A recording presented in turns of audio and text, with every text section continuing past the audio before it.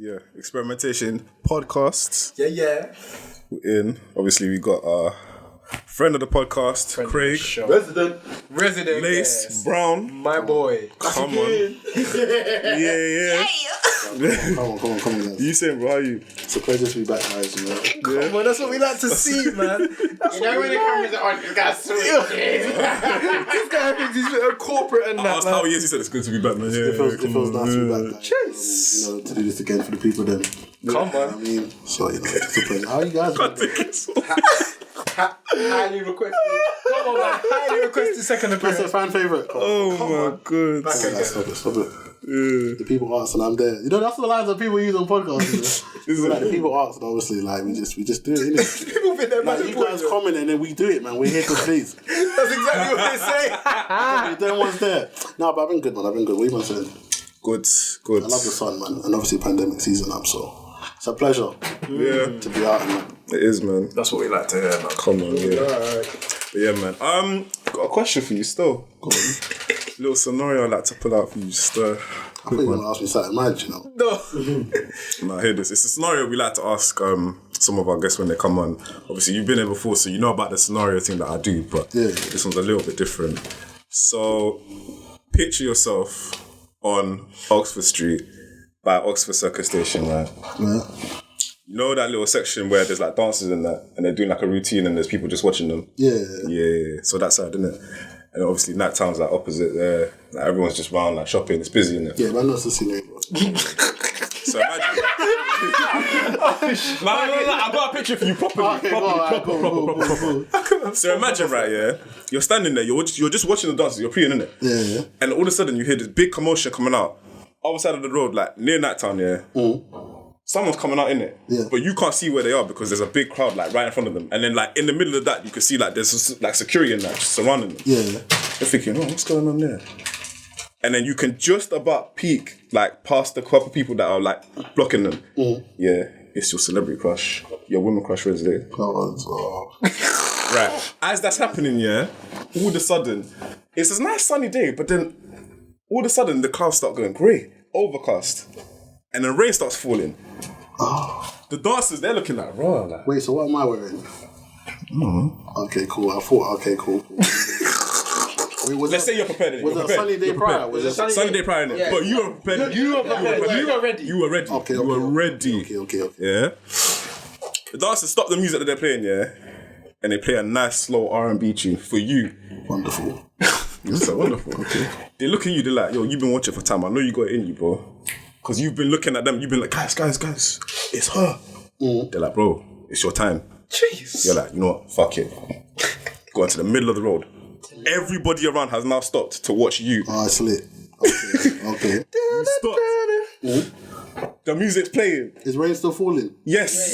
Beat it down. Yes. Beat it down, bro. Your woman crush Wednesday is now about to turn the corner, but you said, stop right there. Her entourage just moves out of the way. So you can see her. You got a clear view of her. She got a clear view of you. Okay.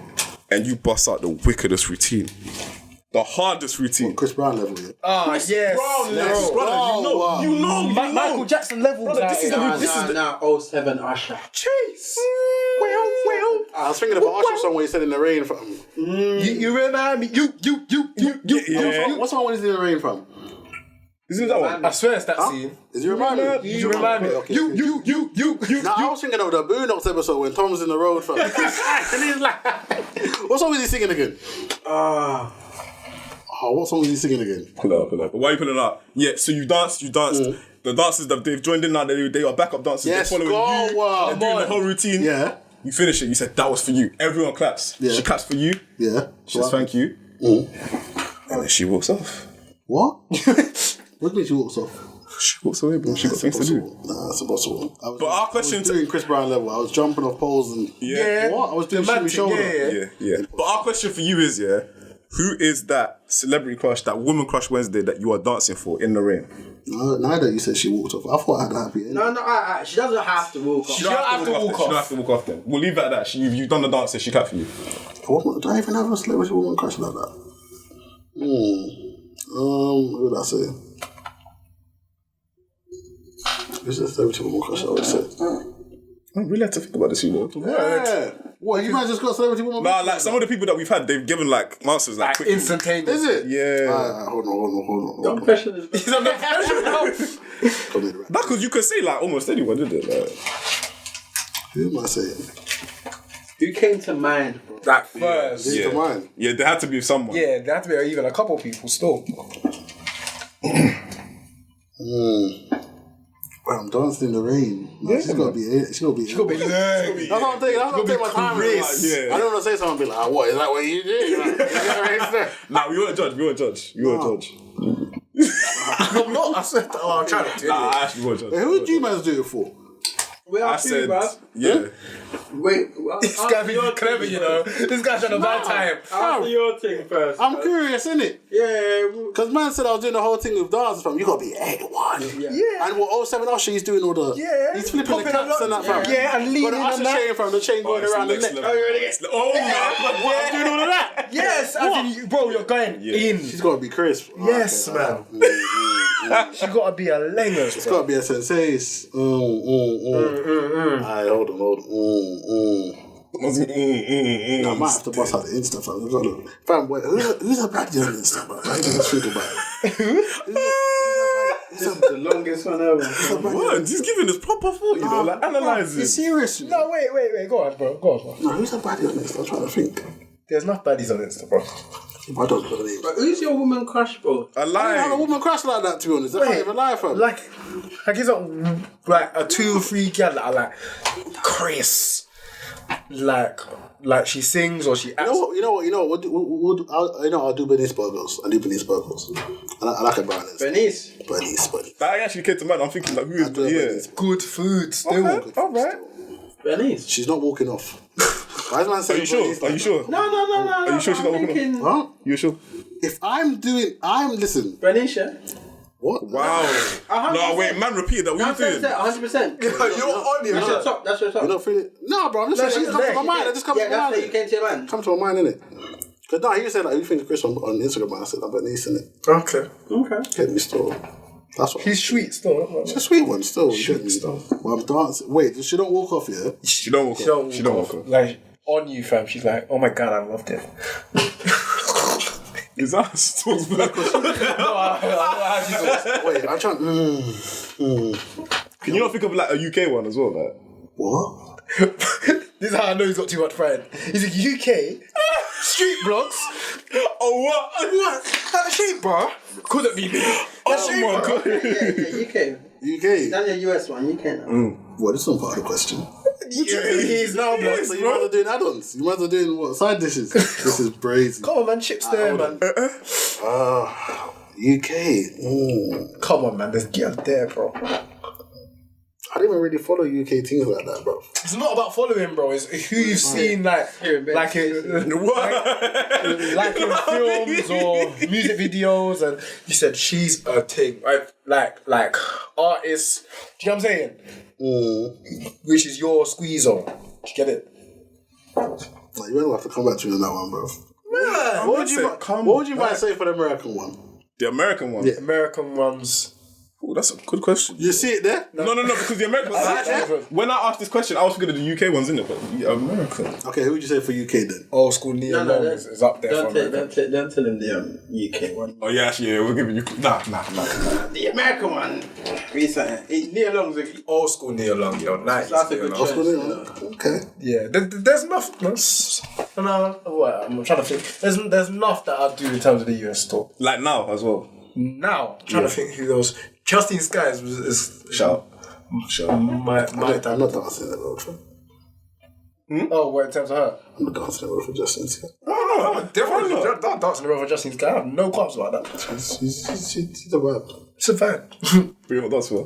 What? No, but it's his choice, innit? It's all. No. I I'll just do wanted to know. shoulders, bro. I'll let her know that. No, but it's all individual, innit? Because there's bare artists that like I would still in terms of the US. I just got to think of I them. wasn't even trying to think of artists, you know. Oh, what is it? Just gal in general? I thought you guys were just talking in general, but Oh, obviously, in I didn't general. know we could include artists and all them things there. Oh, God. Oh yeah. I spread. didn't it, bro? Like, get me. So, So no. you said Justine, yeah?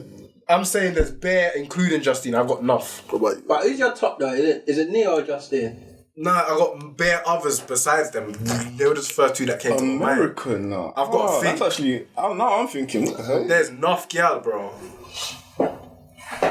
American. There's enough. Pusha Mike. In terms of American artists, Yeah. I like Ori Lennox as well still. Ties of Glory. Yeah. That's a glory. That is a glory. Ties. Do you know how wicked a phrase that is? Ties of Glory, bro. Oh man, tell them something. But I feel like with Ari Lennox, yeah, she's so unpredictable. Like, she might not even like it. Like, she'll stay, but she'll be like, I don't know if I really liked it, but thank you. Oh my god, so great. Bye. Yeah, I'll be vexed, she would do that. I can do it I feel still. like if you put on one of her tunes from it and kill it, fam, nah, Yeah, be good, man. You'll be good. Bro, that's what I'm saying. I got enough American ones. Like, I got too many American ones. Like, I just have got to think it through, and then I've got to say that. Get me. So you look for UK girls then? Because you said that you're the UK one. Those were the ones that popped up to my head ahead of the US ones. Well, I'm not going to take your answer, but what would you say for UK? No, because I'm not sick. Because I'm Just say it, fam. Don't be nerdy. Say it. Oh, okay. Georgia Smith. He loves a Georgia Smith. Every episode, you'll find a Georgia Smith reference. Sure. But it's not even me anymore now. Now it's just everyone else, and then you lot start laughing, and I'm like, Brother, you brought up again. This episode. Last episode, I didn't bring it up. That was his and his. Yeah. And you agreed? No, because all of you lot started giggling like. Now I hear that. I just see what you talk about. I respect it still. That's a bit of you still. That's a bit of you still, man. That's a bit of you, bro. Yeah. It's just weekend, man. Just standard, man. UK standard, man. I respect it. I would wear a baddie though, because I'm not trying to be known. What? I told you. Pride. What? Pride is killing me. Because imagine, I'm not the best dancer. If I mess up a routine, like. Oh, you'll be alright, man. You're I good. feel like in the moment that God will like give you the strength. Yeah, what? No one has done Moves that like. you've never done before. You start popping and locking. You're mental with everything. You're just going for it. You telling the dancers, no, like this. Yeah, and this is them. Like someone else was like, no. This. I feel like the thing will come if it's someone that you're really. You pump it into, yeah. You right? But UK, I don't know, man. The UK is better. Right at the top of your head, it's hard. Oh no, you. Who did in the UK? Who did you? I said Joel Lapo, Miss Banks are the couple that Strong. As in for me, Bally that. Miss Banks, how are you? Miss Banks, I'm like I'm out to no. At the end is this one. Reveal like this. So Spider-Man something. You get what I'm saying? I want to get the Spider-Man something. But there's nothing in the UK still. But I gotta think carefully because obviously they're so accessible. This is why I'm not saying that. The shade bar and that. Oh, shade bar and that. Yeah. Oh my gosh, I saw him on the shade bar. He used to chat to me, you know. Oh, I thought you said Shable. No, Shay. oh shit, no. That's the same. I can't now. You know what it's a shade for? Wait, You know what it's a shade for? Like I'm attracted, but I'm shook of it. I'm not being menting, like for real. No, I'm being dead real. Have you heard the way she raps, cuz? Yeah. So yeah. This guy likes danger. Say no. Would you? I didn't say, I want friend brothers with her, man. You're saying I want friend brothers. that's my virgin. He's like, that's my kitty, you know. She be like one of the dogs, man. I can't lie, man. That's what I'm saying. But she's also sexy at the same time, respectfully. Yeah, man. She does. I said respectfully. No, respectfully. Don't kill me, bro. Brother, see me like I'm honest. I'm not gonna come on this camera and lie. Ah, she's a vibe, man. I can't lie. She's a vibe. She man. seems cool. She's a vibe, man. So you just admire her from far. Yes. I respect it. Still. See me, I don't. I like respect the trouble. honesty still. Brother, if you see me, I don't like trouble. Hey, man. That when it comes to trouble, Yeah, I feel like UK fam, like it's too much trouble. it's too small, bro. So like I told you. things get out. are right. Fam. When I you said told you. American fam, Oh my gosh, I used there's to more chat to him freedom back in the to day. get me. UK is a bit. It's too small. It'd be like, OMG, I saw him like on Instagram, and he was dancing for some girl. She's like, she isn't even that nice anyway. Group chats. What's up? Group chat. What You're in the industry as you know well, he danced for me. so it's- Oh, what's that? Like me as well, you know. Oh, he's a simp. Dance for me. imagine. Second time this week. I'm tired of him. He just comes out of the studio and just, it's just problematic. Got the song loaded. Guys, hit it. And he starts, just imagine, he starts dancing for a girl and he starts gunning or something. You need to get put on the shade bar and embarrassed. You gotta be doing suave. Yeah, man. Man said this. How you gunning it for? Like, you want her to walk away, bro. Yeah, big man thing. That's actually a joke. That's a big It's joke. not even a vibe, fam. That's a joke. That's a joke. I like the scenario, though. Still. Yeah. That's good. That's good, yeah. That was the most interesting one we've had, you know. That was a good set of answers. I can't just answer, because obviously the internet's forever, bro. That's true. Like, people will hold me to it, fam. No, you're right. You put real thought into it. I respect it. Because, like, for the last previous one, we had man go instant. So what did past people say? So Neil Long was one. His said Zendaya, Chloe from Chloe and Halle. Yeah. And there was one more. But Jordan Smith. Oh, yeah. He said Jordan Smith and then also. Wait, why not? Oh, Chloe. Oh, sensational. That's a sensation. Oh, wait, am I saying that? Wait. Yeah, Chloe. Oh. Now, sometimes I get them confused, but and she produces as well. Oh, yeah. Oh. What are you saying? Because I bet you. Oh my God. What? You know what? Someone does That's this, my they answer. collapse. Change his answer.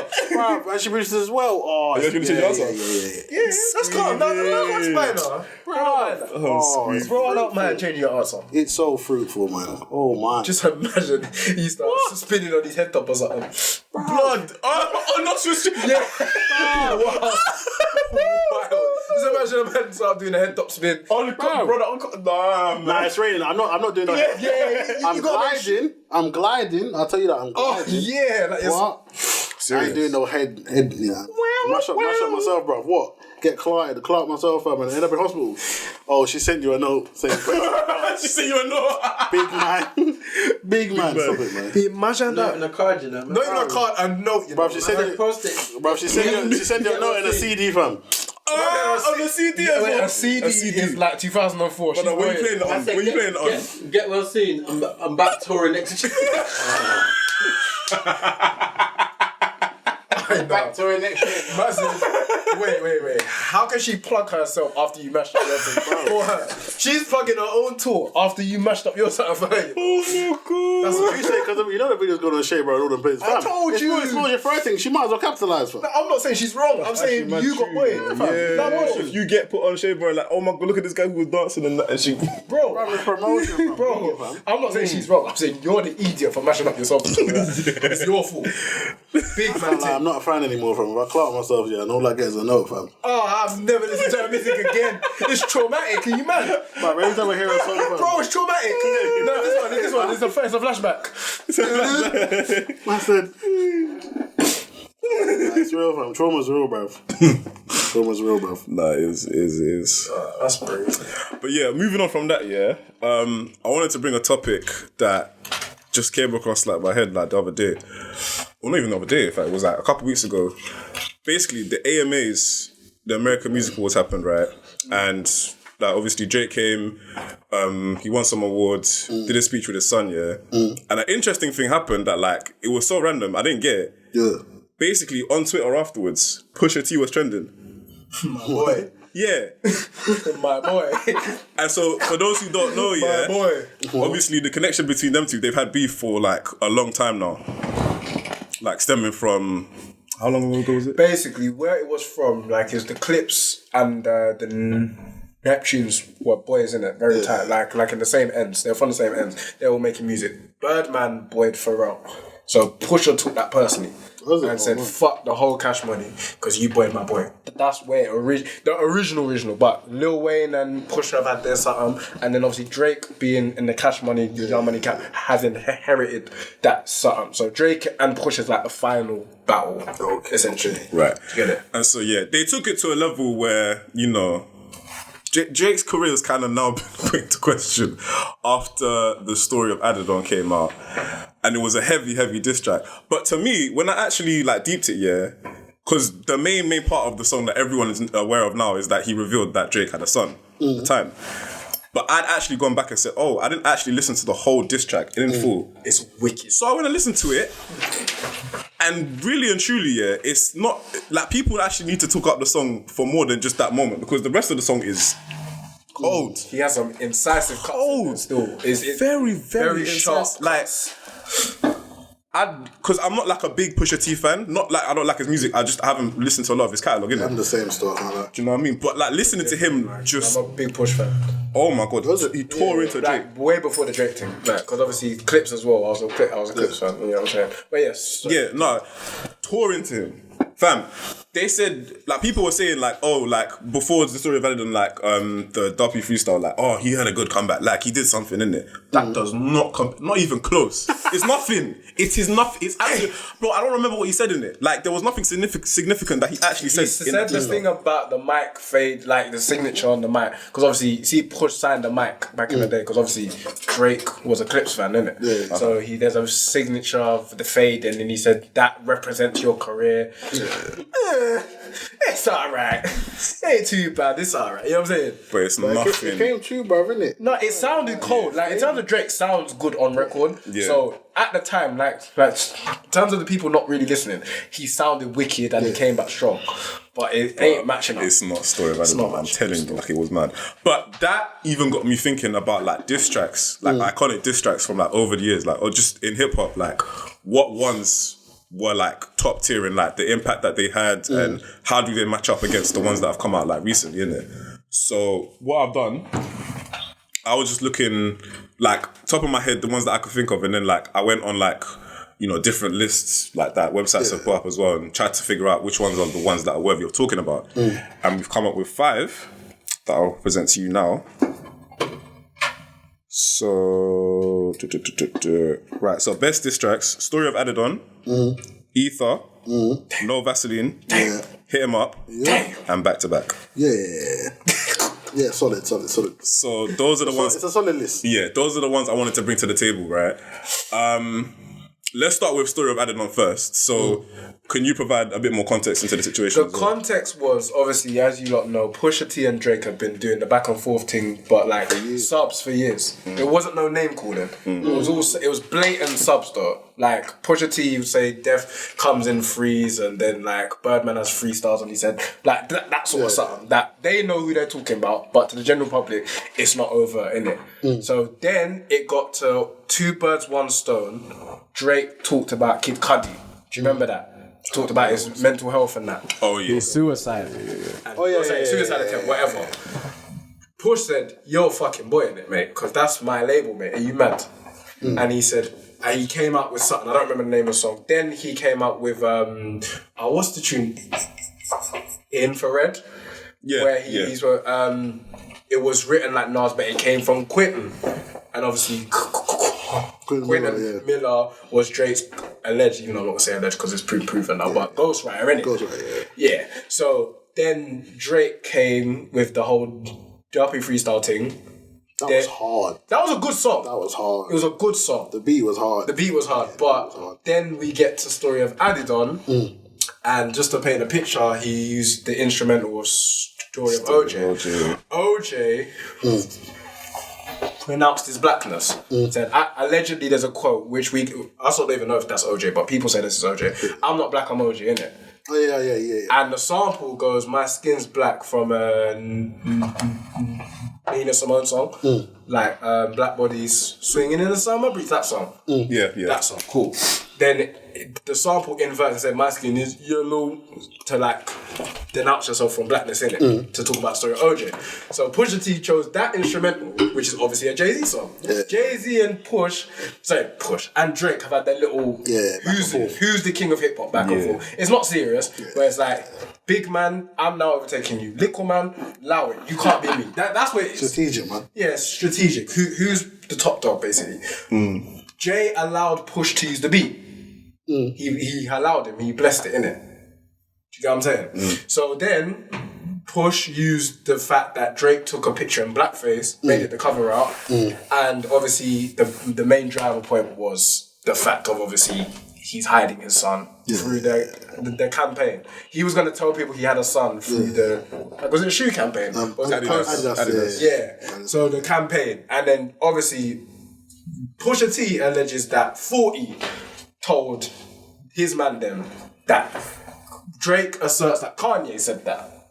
So I'm being fair because I still don't know the truth. Now apparently, Pusha T, he went on the Joe Budden podcast and he was like, that 40 was dealing with a girl. Yeah, that's what I meant by told. I didn't think 40 told the man them. I said 40 slept with a girl and was pillow talking. And then Push knew the girl, and that's how it ended up in the song. It's crazy.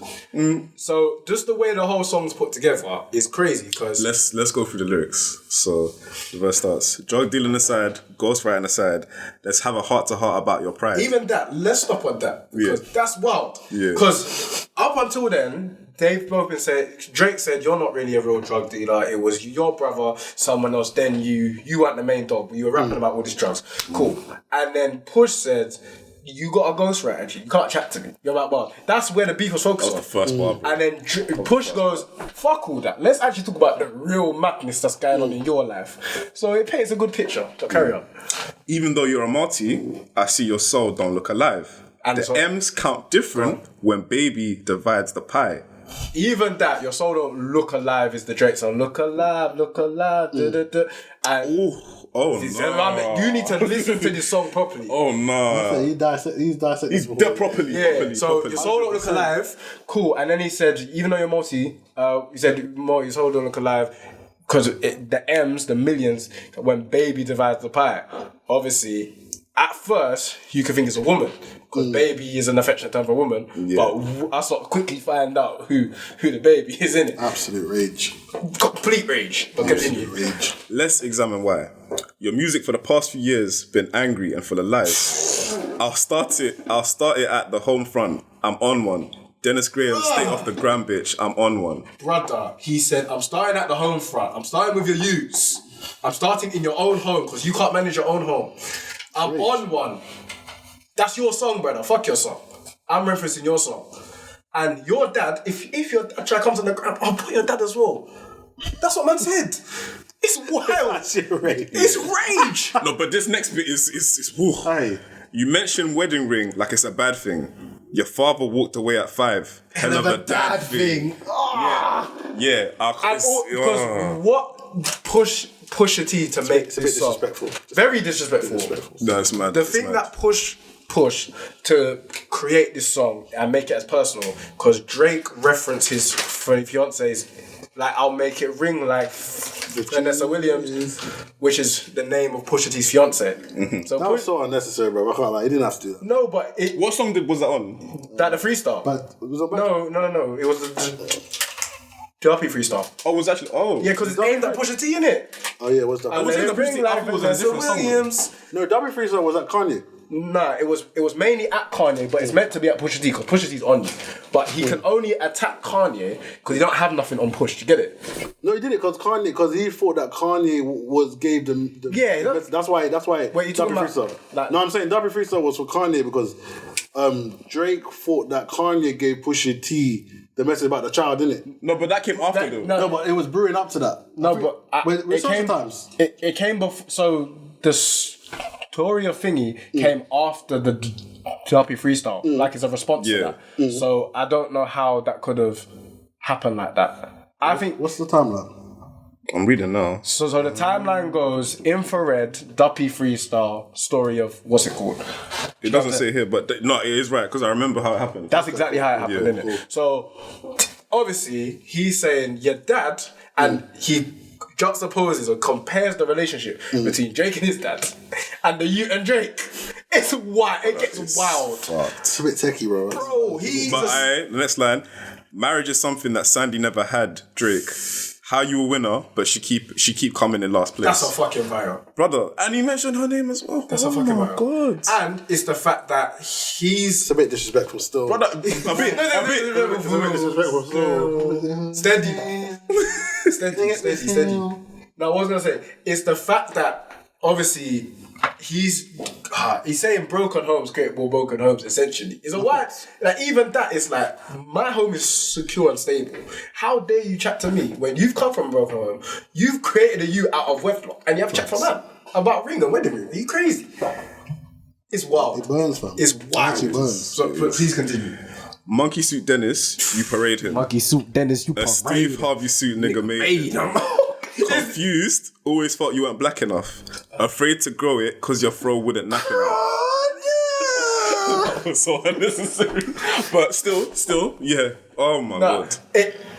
I said Ray, it's Steve Harvey, fam. Listen. Have you seen his dad suit? Accurate, fam. Brother, have you seen his dad All suit? these shots back to back. He's not letting go of. He's on his neck. It's Man not has the mustache as well, bro. No, bro. Yeah, The suits are wild. Bruv.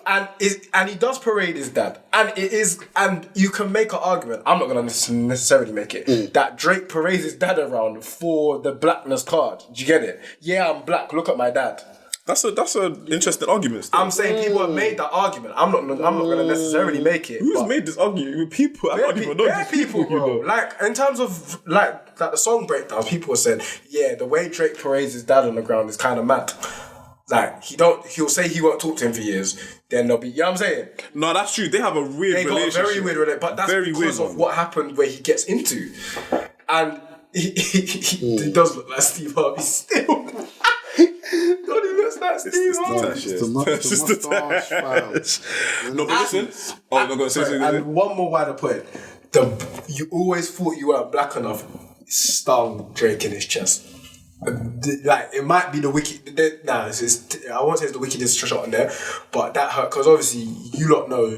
Drake views himself as black, and obviously he uses the N word, and people have questioned that as well. Because I would say no, I'm not. Again, I'm saying people. I'm not necessarily saying that's me. I'm saying people made an argument that like you're a quarter black. How can you use black? But yeah, I'm saying. Niggas are still bumping his music. Yeah, but you're the one that just come with the speeches. Yeah. You get ones there, fam. Anyways, yeah, listen. But yeah, and it's fact that would offend Drake, fam. If you're saying your throat can't nap enough, it means you can't even be black enough to say it anyway. It's a vial. So continue, sorry. But like I said, he's been on his neck here. It doesn't even get better for him. Like it's my god.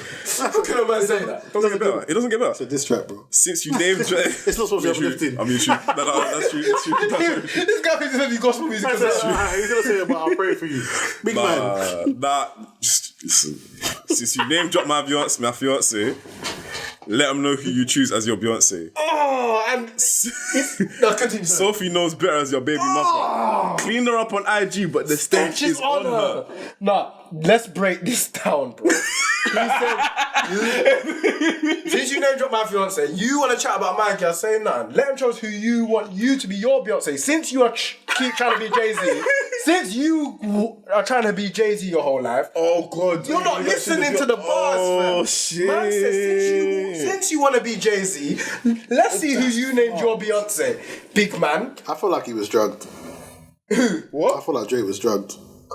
What? Wow. That's what I feel like. That's wild. I feel like he was drugged, man. That's a crazy allegation. Allegedly. Allegedly. We don't know. We don't know. I just don't. Sophie knows. I've seen knows. the caliber of women that Drake has been with. Some of the most amazing women I've ever seen in my life. But There's nothing wrong with her. But you just wouldn't expect him. You just wouldn't expect. You just wouldn't expect. Like it doesn't make sense. It doesn't make sense. I would say he's not my type. I'll say that. Yeah, but we know who she dragged. We know this. Yeah, I know. That's what I'm thinking. saying. Not that she dragged it, but it was a drunk night, and then man saw ties and said, let's go. You know. And he said Sophie knows. Beyonce knows is her last name. Ask your Sophie knows better. Ask your baby mother. Cleaned her up for IG, but the stench is on her. Facts. Bro, how can you say a stench is on the? That's so disrespectful. Fam, you can search her up on Pornhub, bro. Fire! They even cleaned up her. That's the point. They tried. That's what he's saying. He cleaned her up for IG, but the stench is on her, bro. Yeah, that's true. The stench. Look at him repeating the plan. That's what man said. That's what man said.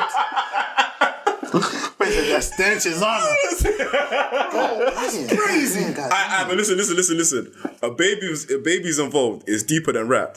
We talking character. Let me keep with the facts. You are hiding a child. Let that boy come home. Deadbeat motherfucker paying border patrol. No. But this is the part that killed me.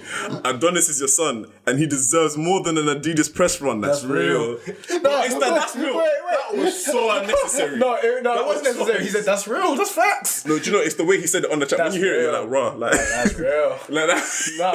Nah. My whole thing is that we should I get the whole diss track thing. Like obviously there's no rules to get me. Now let me be the PC man today because you mans are on crud. No. What? He's on crud. The whole kids thing, fam. Like, come on, allow the child. Yeah, is that why you're drawing a line on this thing? Yeah, you'd have to be mentioning kids and that, bruv. Like, come on, fam. Because I've heard battle rap. Yeah. This is baby food. I heard no battle rap when niggas are going about kids. I've heard people talking about dead uncles, dead grandparents pissing on people's graves. Are you talking about rap battles? We're talking about diss tracks. Gun in his face. Battle rap. No, but I'm talking about diss tracks. Diss tracks have been crazy. Oh yeah, Mob Deep. I'm not even going to continue the rest of the sentence because people know what I'm saying. I'm not saying nothing else. People have talked about people's youths on diss tracks. People have said your child is not your child on diss tracks. Yeah. What song is that? I can't remember the exact name of diss track right now. Yeah. But I've heard songs. I've not heard that. But I listen to diss tracks. Jay-Z said a line on the E4 about because obviously they were... Brother, Jay-Z said... I left the condom. I know about that. Yeah, on Super Ugly. Like, what? Apparently his mom told him you have to apologize for it. Yeah, and then he lost. That's why he lost. And the thing is, it's tame now. It's in context. Yeah. Like, that context, that was wild. If a person said that now, they go, oh. Right. No, wait, really? Yes. Bro. Yeah, people, it was very peaceful. Brother, you listen to drill music. You've heard man say, piss on man's grave, when you smoking ops, lowing. Do you get what I'm saying? But yeah, he said, you are hiding a child. Let that boy come home. Deadbeat motherfucker. How can you say the man's playing border control? He's Canadian. Your son's in France. You lot didn't listen to the same diss track I listened to, did you? You didn't listen to. To be fair, yeah. That's wild. I heard the beat, and I was like, cool, this is a Jay-Z beat. And then I heard the bars. Because obviously, internet was going mad over the child thing. So I was just listening out for the child. That was same for me as well. So that's why when I had to go back, I was like, just saying it line for line. I was like, oh. Yeah, bro. I'll say this the last bit, and then we'll just like mention what he said as well. Like it's coming to the end anyways. But he said, I can't like it's not my favourite part in it, but this is the part that got me like, raw, this is big. Adonis, love that baby, respect that girl. Forget she's a porn star, let her be your world. Yeah. That, bro. It's the ad-lib. It's the ad-lib. Bro, that's exactly how he said, yuck. And the thing is, it's not even an abnormal Pusha ad-lib. That's a Pusha the ad-lib. But when he inserts it there, I said, that's a knockout block. And even it's not even that. He didn't even stop. Like if you see in UFC and boxing, you have there's a ref that pulls you up. Like if a man's unconscious and you might kill a man. As soon as he started talking about 40, which I don't co-sign up, by the way, that 40 line was mad. We won't read it out, but we're not even going to read that 40 line because that 40 line is among the bravest. Read it, but read it. Okay.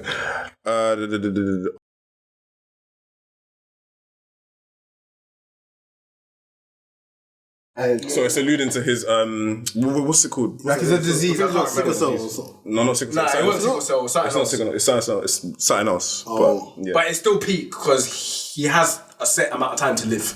It's wild. Oh, is it? Oh, okay. Wild. Is that why Wait, why else would he do? And he also did the 666 the way Drake does. The whole setup is mad. Pusha T it's a bit crazy still. Is like a mad evil scientist. That's the best way I can describe Push. Right. So, on a scale of 1 to 10, the level of disrespect, where are we putting it? 25. Bear in mind, we've got 4 other songs to do. Yeah, that's so you have to put it. blood. We got a. Out of what? What, 10? Out of 10. Alright, seriously, a 10 still. 10? Okay, so disrespect wise, I'd say it's a 9. No, I'll say it's an 8. I'll say it's an 8. Really? Yeah, I feel like Hit 'Em Up was worse one. I feel like Hit 'Em Up was more. Oh yeah. Because man wasn't Tupac wasn't doing all of these intricate bars, fam. Where you have to dance. Man was saying, he sounded your like he was ready to ride out. If you see Tupac's one, it weren't even lyrical, like, and it's the same thing in terms of Ether. Ether's not Nas's best work, or anyway. In fact, I'd say Ether is among Nas's worst songs in terms of bar wise, because of how intricate Nas was. Nas just said, "I fuck man, I'm on him." That's what Nas said. He wrote that. Yeah. I'll say 8. I give it a 9. I give it a 9. Because I feel like it's the way he came on it. Like now that I think about the rest of the song, like I thought it was in isolation. When I compare it with the rest of the songs, it's actually at 8 still. Because when you actually dissect it, we knew what his baby mums did, or what she was doing at the time. We didn't know about the child. So when you take away from the child is like the major point where everyone's like, oh, it's hard. But apart from that, we already know about obviously his mixed race, so obviously he's battling the black and white, cool. Yeah. What else did he say? The thing about his parents. I thought that was disrespectful. But we know that as well. No, we know that. He's bro, it's not the same as comparing you and your dad's relationship to you and your child's relationship. That's an interest. Well, Drake has spoken on it though from his earlier point. But it's not the same as saying your dad's a deadbeat. You know how much potential you have to be a deadbeat as well, and you are going in the direction of deadbeat by not claiming your son. That's wild. I hear what you're saying. No, it's only wild because how he's worded it. Yeah, that's what I'm saying. But I'm saying of the situation. It's not that deep. We've hit him up like. We didn't, like, obviously there was no social media at the time, so Tupac was just dropping like bam, bam, bam, bam. Yeah, and everyone's like, Lil Kim as well, whoa, what's going on? You're right. You are right. And how big Tupac and Big at the time. Yeah. It's not even as, like, Tupac is big. When did Hit 'Em Up come up? 95 or 94. That man was big. Yeah, it was. And he's saying that. Because Who Shot You came out 94, Tupac was in jail. Tupac came out, released like 50 million songs. 100%. That's accurate. Yeah, and then this guy was a machine. He recorded like 6 songs in a night or something like that. Then obviously that song came up with the video. It was the video as well because he got the video was really he got the fake Biggie, like the fake Lil C. I think he actually did a video for it. Wait, you not seen the video? No, I've seen the video. I'm saying I think he actually did the video as well, like. But yeah, I'll say the kid and the artwork. Sorry, the kid and the artwork. I'll say because obviously no one's seen that picture. The artwork's crazy. So like when we saw the picture, we're like, "Is this Photoshop?" And then obviously it came out. That man was like, "Nah, he like actually did this." We're thinking, brother, what are you doing? So yeah, the kid and the artwork. That's why I say bring it to 8. But I'm saying obviously we kind of knew because obviously he's touched. Obviously the way he's compared to the child is very good, and obviously because his mind is like that, and he comes from the battle rap sense, so it's cool. Yeah. But Drake has touched on his dad being a deadbeat from early. Yeah, it's not a... But I'm saying with the diss track, diss track is more like obviously dissing, but shock value. Yeah, especially in terms of that, especially with high level MCs. Yeah. There's not much, like between Jay and Nas lyrically, even though I put Nas above Jay lyrically, there's not actually that much. So you need the shock value bars is where there's the difference in it.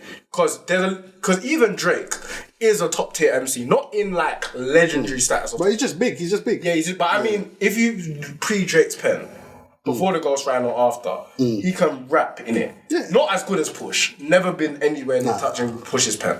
Push's pen's elite still, but you know what I mean? Yeah. This is top tier MCs we're talking about. You get me? Okay. Now, when you put it like that, 8.5.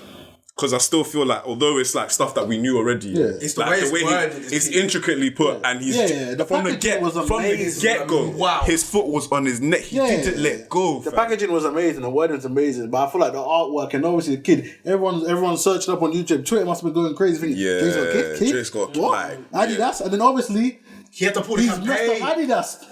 You messed up the Adidas roller. Yeah, bro, man. Do you get me? That's how wild it is. Bro, you messed up business. He had to pull the campaign.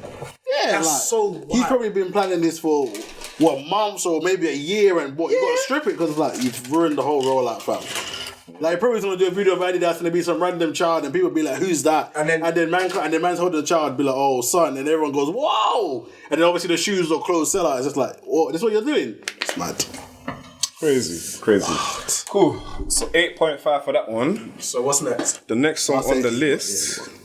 Like I was personally agree with you, Craig. Because the things we're gonna hear in the next few are gonna be crazy. Ether. Fuck Jay-Z. Oh my days! I can't believe a man said that. Right. And so it's not, he got a sample of Tupac saying it on Hit 'em Up. It got cut off. So what it was, if you see how, like at the end, yeah, he goes, fuck da-da-da, fuck da-da-da. There's a fuck Jay-Z at the end and there's a fuck someone else at the end, which gets cut off the original record. Nas found the original recording and put the fuck Jay-Z and obviously slowed it down. And so that's mad. I'm actually just thinking something. You know, what this tracks are going to say? 'Cause I swear, like, most of them are all started because of a woman, you know. Yes. When you actually deep it. It is a woman. Aoife. actually, hold on, no, okay, give us the background of this. So the Nas Jay-Z thing's mad because obviously they're two top tier New York MCs, but what it is like, Jay-Z was chopping his baby mom. yeah, but there's before that as well. Jay looked up to Nas, and Nas had some semblance of respect for Jay-Z, but not a lot. Because Nas, like, was the golden child of hip hop. Because Nas's debut album, people were saying this might be the best rapper of all time. Like, not commercially, but do you know what I mean? The album was fast. Safe. Like, in terms of his debut album, people were saying this is the best album we've ever heard, whatever. So Nas is the king. It's Big and Nas are fighting for the king of New York, innit? Cool. Jay comes around 96 is when Jay starts to become number. Even then he's still low key. Yeah. It's the late 90s when Nas starts to fall off. Jay becomes the man. Do you get it? It's always gonna happen. Yeah, and obviously Jay alludes to the Nas thing. Who's the best MC? Jigga, Jay. I think he says Big Jay-Z or Nas. He said that on dun. Wow, what's the jingle where the beat goes dun dun. Like in my hood, not My Hood by Jay-Z. What's it like? The streets are watching. Like it's the streets are watching. He says that. But yeah, so what it gets to is by 2000, like there's underground tension because Jay-Z's artist, this is Nas. He said, I'm a ball to the... He said something. What did he said a bar in one of his songs. Like, I love these streets. What do you think of that? What you think of that? Then Nas, I don't know why he responded to it. He said, you want beef? I can let a slug melt in your hat. Then Memphis Bleak responded. But obviously, Memphis Bleak to Nas's baby food. Do you get it? Then Jay comes with Takeover. And Takeover is a brilliant diss track in itself. It's a brilliant diss track because people thought Nas was finished. People thought Nas was done for. Because he just outlined his career. He said, he had one hot album in 10 years, G. Your shit. That's what one amazing said. Yeah, that's even another conversation. Nas beat choices, bro. I've seen this talking point in terms of flagging it. It's just... I don't think it's that bad, you know. It's bad. I think it's bad. I think people say it's bad because of how legendary a rapper he is. Like... No, because Illmatic sonically was amazing. Like, with the bars, like, the beat-wise, and then, like, I would say his recent album, what's the recent album? Like the black one. He had with like Hit Boy producers. Yeah. That's when I say like he's come back. And even Life is Good. Bro, he's got like in terms of one that won a Grammy for. Yeah. But in terms of beat choices, the 2001 album Stillmatic had great beat choices. In terms of Godson, had a good they shooting made you look. That's a good beat choice. I can't remember the rest of that. Then what's another? Like, there was a 2012 album that I liked. That's good. That's what I'm saying. These, out of me, sonically, 3 albums he's had. I think how many albums he had? Like 15 probably, something like that. Yeah, that's not good. But I disagree with you. I disagree with you with them all being bad. He's had good singles. And I think what's kept him is obviously, from Illmatic, we know this guy can rap. And like me, like if you have to pick one of the greatest albums, Illmatic has to be in there. I still think it's the greatest hip hop album. For me, it's the River Butterfly. But I mean, for me, it's the River Butterfly. I'll give you that. It's for me, the River Butterfly. And I can't lie, it's for me. On this podcast, I said that might be the greatest hip hop album of all time. I can't lie. I'm not gonna lie, it might be. The River Butterfly. Like you can actually make a strong case for it. When you actually, we don't even have to argue about that. No, I'm not saying we'll argue. I'm saying it's strong case. But anyway, getting back to Jay-Z and Nas, that's where the tension brewed from. It's like Memphis had their take, but they had their behind the scenes, and I think there was some street stuff mixed into it as well. Probably. Where they didn't like each other as well. Because Nas started bringing up street stuff that happened on the song. Do you get what I'm saying? That's why it hit Jay-Z so hard, because Jay-Z knew a few of the street stuff was true. Yeah. It wasn't even a fans thing. Do you get it? So that's where we get to Ether, because Nas waited months after Takeover dropped, you know. That's what I'm saying. Obviously, he couldn't do that in this era because everything's too instant. Yeah. You have People to be like, what, you're not gonna reply?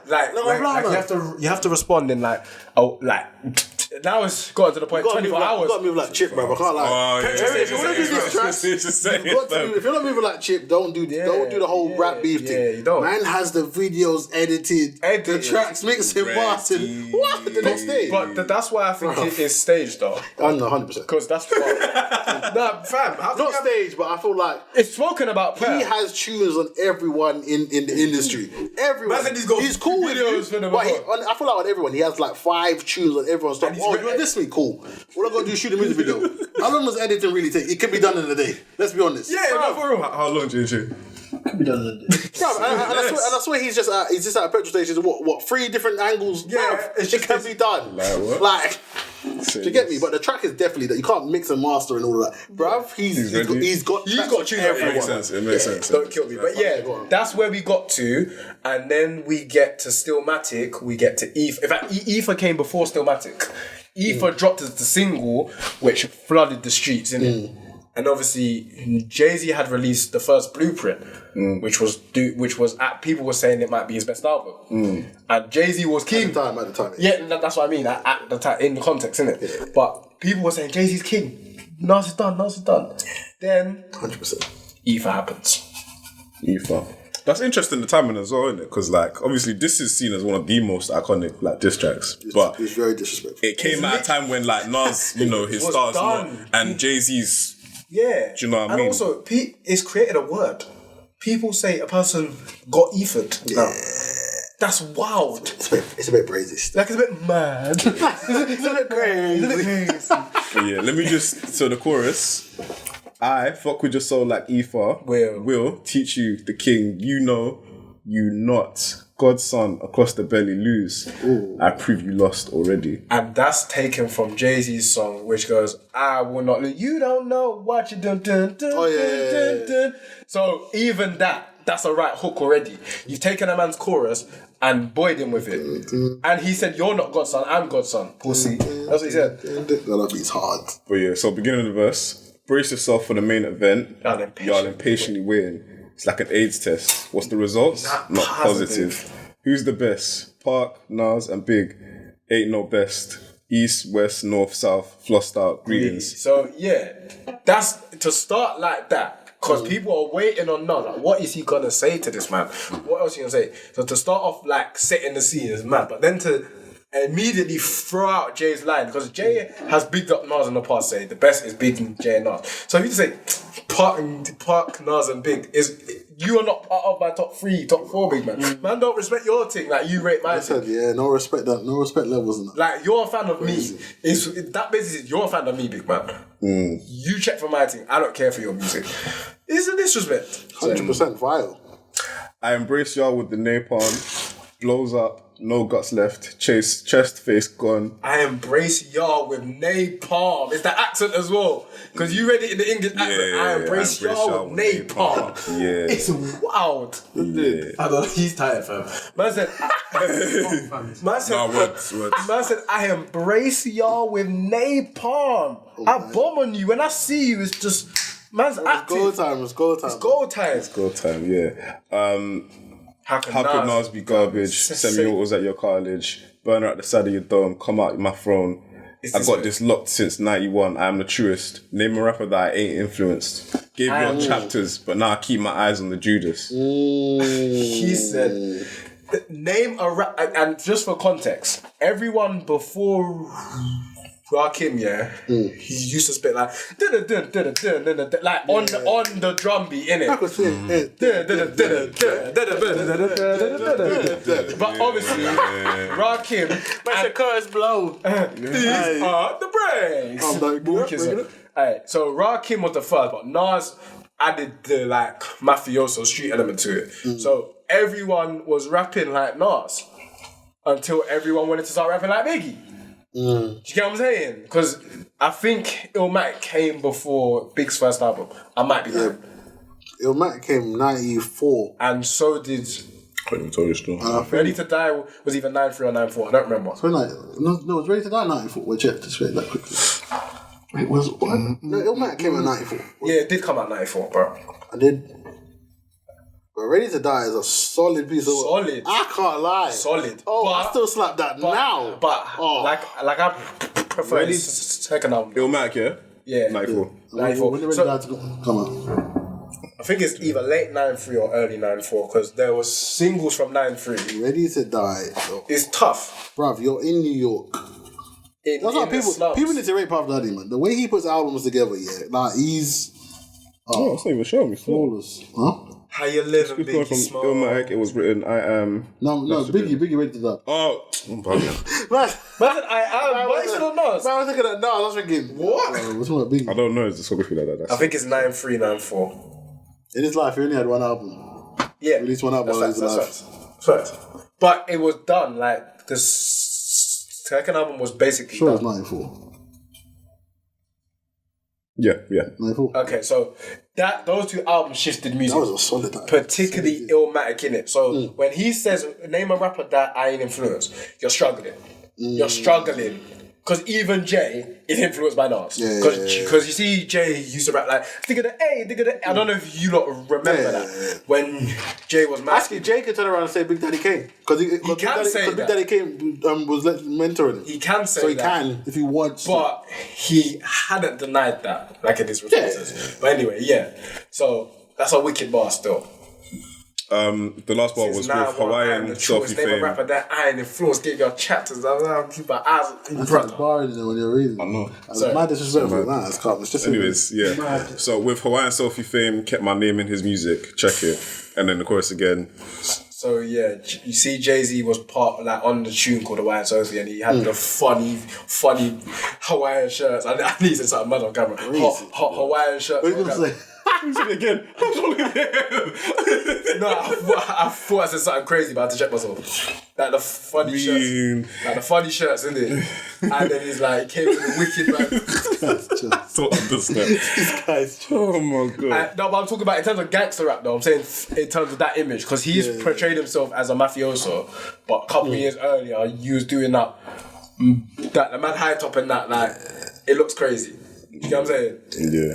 That's brilliant, bro. Then it's the chorus. Then it's just like him talking again, chorus again. No, but you need to see the talking. The talking's a part of the diss track. Hey yo, pass me the weed. Put my ashes out on these niggas. Listen, man. what? Hey yo, Man tried to skip over that. Nah, but do you know what it is? Because there's a lot of like. Get the ashes out. Yeah, of hey yo, y'all knew and kissed the motherfucking ring. He pulled rank on Jay-Z. He did. That's pulling rank on a man to say, hey yo, big man. Remember, I feel like Jay's had the last laugh, bro. Yeah, and also each year he puts out his album on the same day as Nas. He's still sad find about that that. mad. He's still sad about that. I need to actually like check and No, see like, how it's it facts is. still. I've checked. Yeah, he puts out. I think it's either the same day or the day after. Bro, he ain't done that for King's Disease, though. He didn't drop that for King's Disease. I think it was a soundtrack that he was on that came out on the same day. That's pig. That's so wild. Bro, you gotta pay. You're killing me, fam. You're killing me, fam. Brother, that's wow. He man's dying, bro. Brother, yeah. how can man say that? But yeah, Bro, you I gotta think keep your foot on your neck, on man's neck all the time, bro. But you, The beef never dies. Man said he squashed the beef, but he's still on his neck. still. So from what I'm hearing this, what would you rate this up? I mean, verse 2 I feel like was a lot more like just direct. Like it wasn't for me. It wasn't like lyrical in that sense. It was more like I told you, it's about the shock value. Yeah, man. This is not Nas spraying. This is Nas saying. I feel like this is like classic hip-hop, just saying, I'm a better MC than you.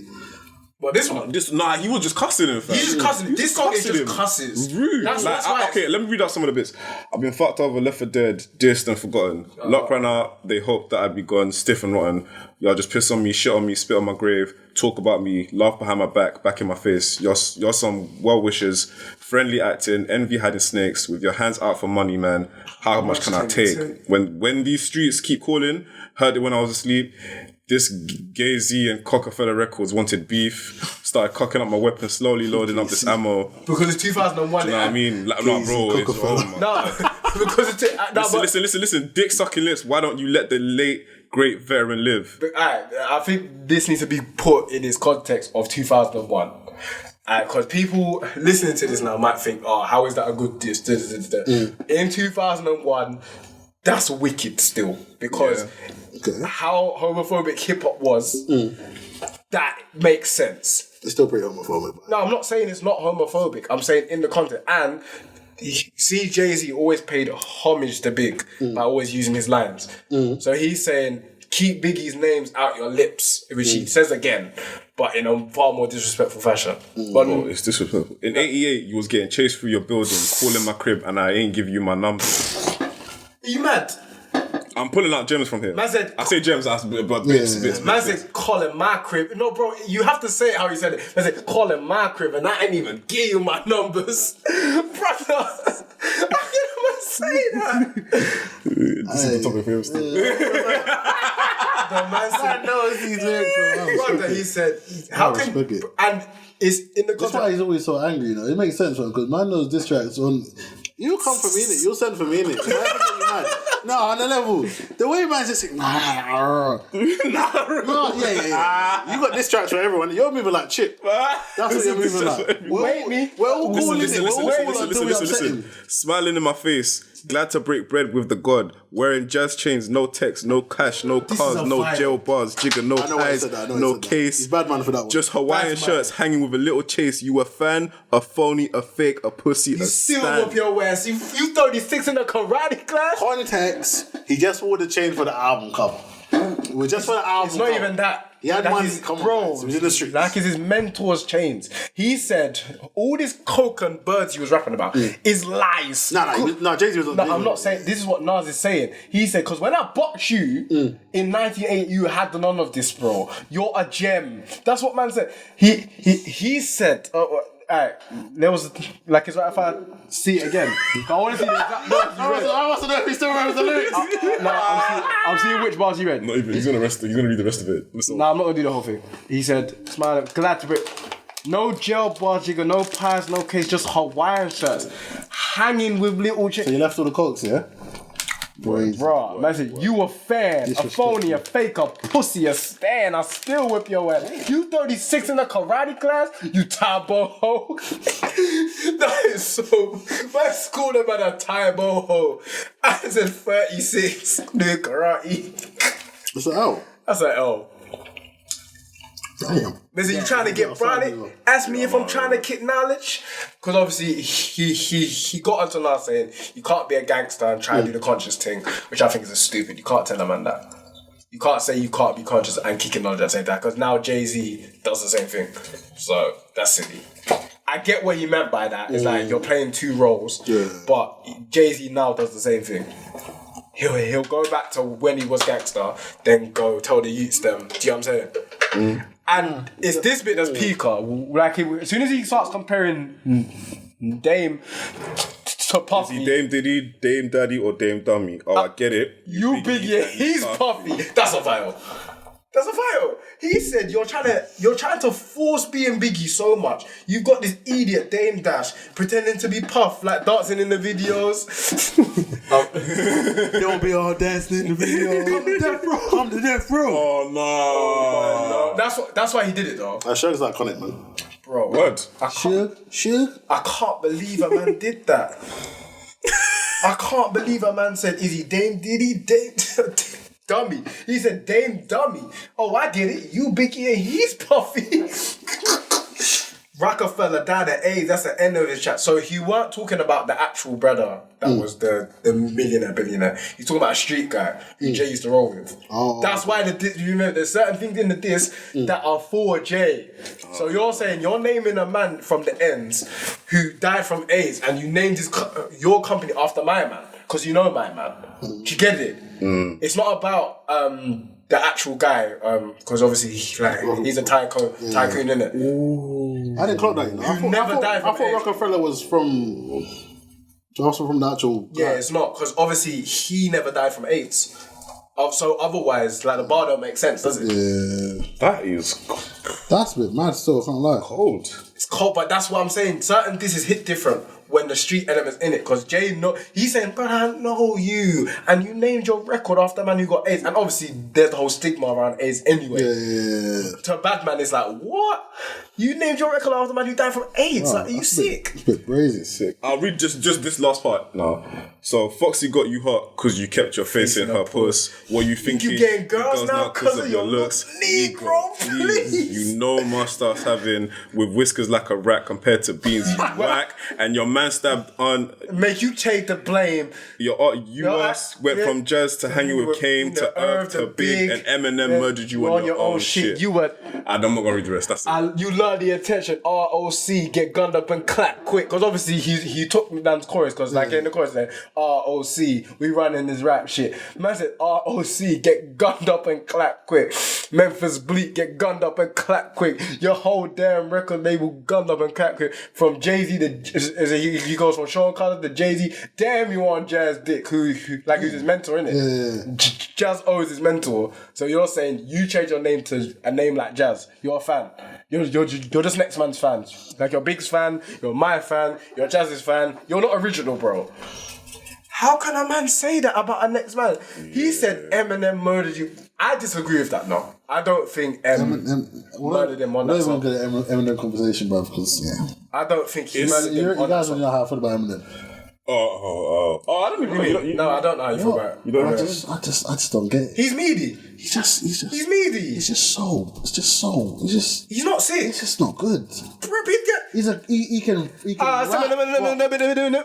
Allow I just don't get where people would say like he's one of the greatest rappers of all time. Ah. I just can't put him up there. I just can't do it.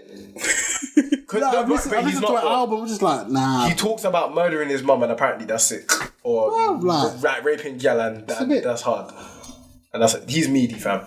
Like the most he can do is rap well. That's it. He raps well. No, he raps well, yeah. He can spin bare man, but bro, that's it. But even in terms of best rappers of all time, you need far more than that. And even then, I don't think he's the best rapper. There's people like Black 4, Hero Munch, even Nas, I think. battle rapper, he can shed a lot, man.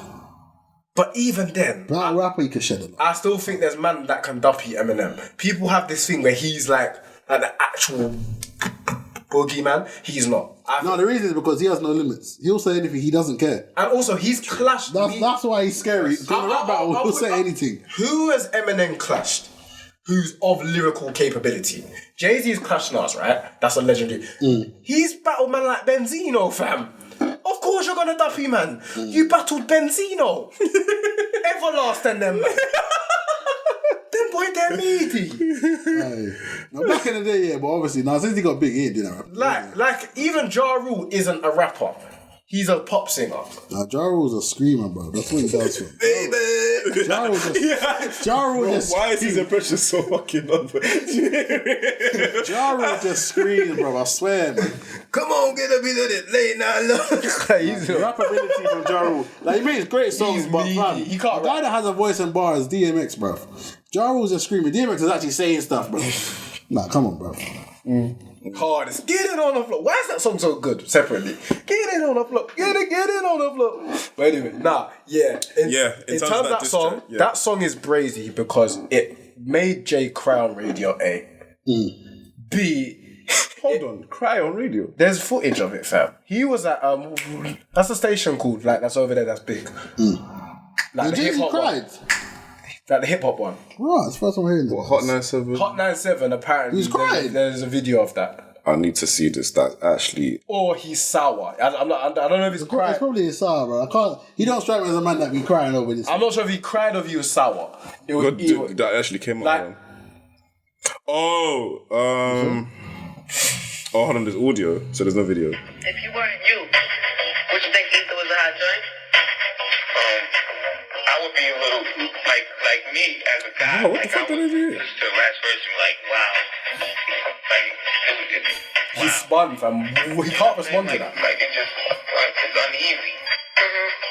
You know? Okay. Like I'm easy with with the it's just hard, man. Very vocal. You know what I'm saying? Can we talk about Summer Jam for a second? Yeah. That's wild. That's wild. I'm not sure if he cried. I don't know if he cried, but that sounded wild. He didn't sound, yeah. Yeah. He probably was shocked in that, to be honest. Yeah, he probably shocked. But you need to understand, there was also the thing, he was about to perform at the festival. Hot 97 Festival? Yes. Summer Jam, yeah. And put Nas on the screen because if you don't remember, he goes, "Ask Nas, you don't want it with home, no." And he premiered the song, and obviously everyone gassed it. Then Nas was gonna do a Hot 97 and like crucify Jay-Z or something mad. Rage. But he got stopped from doing it, and he was pissed. Which I don't know why he was pissed. That's so mad. Right, man. Because like if that had happened, I don't know if like it can come back from that. Like a man crucified you on stage. That's rage, bruv. I'm trying to think.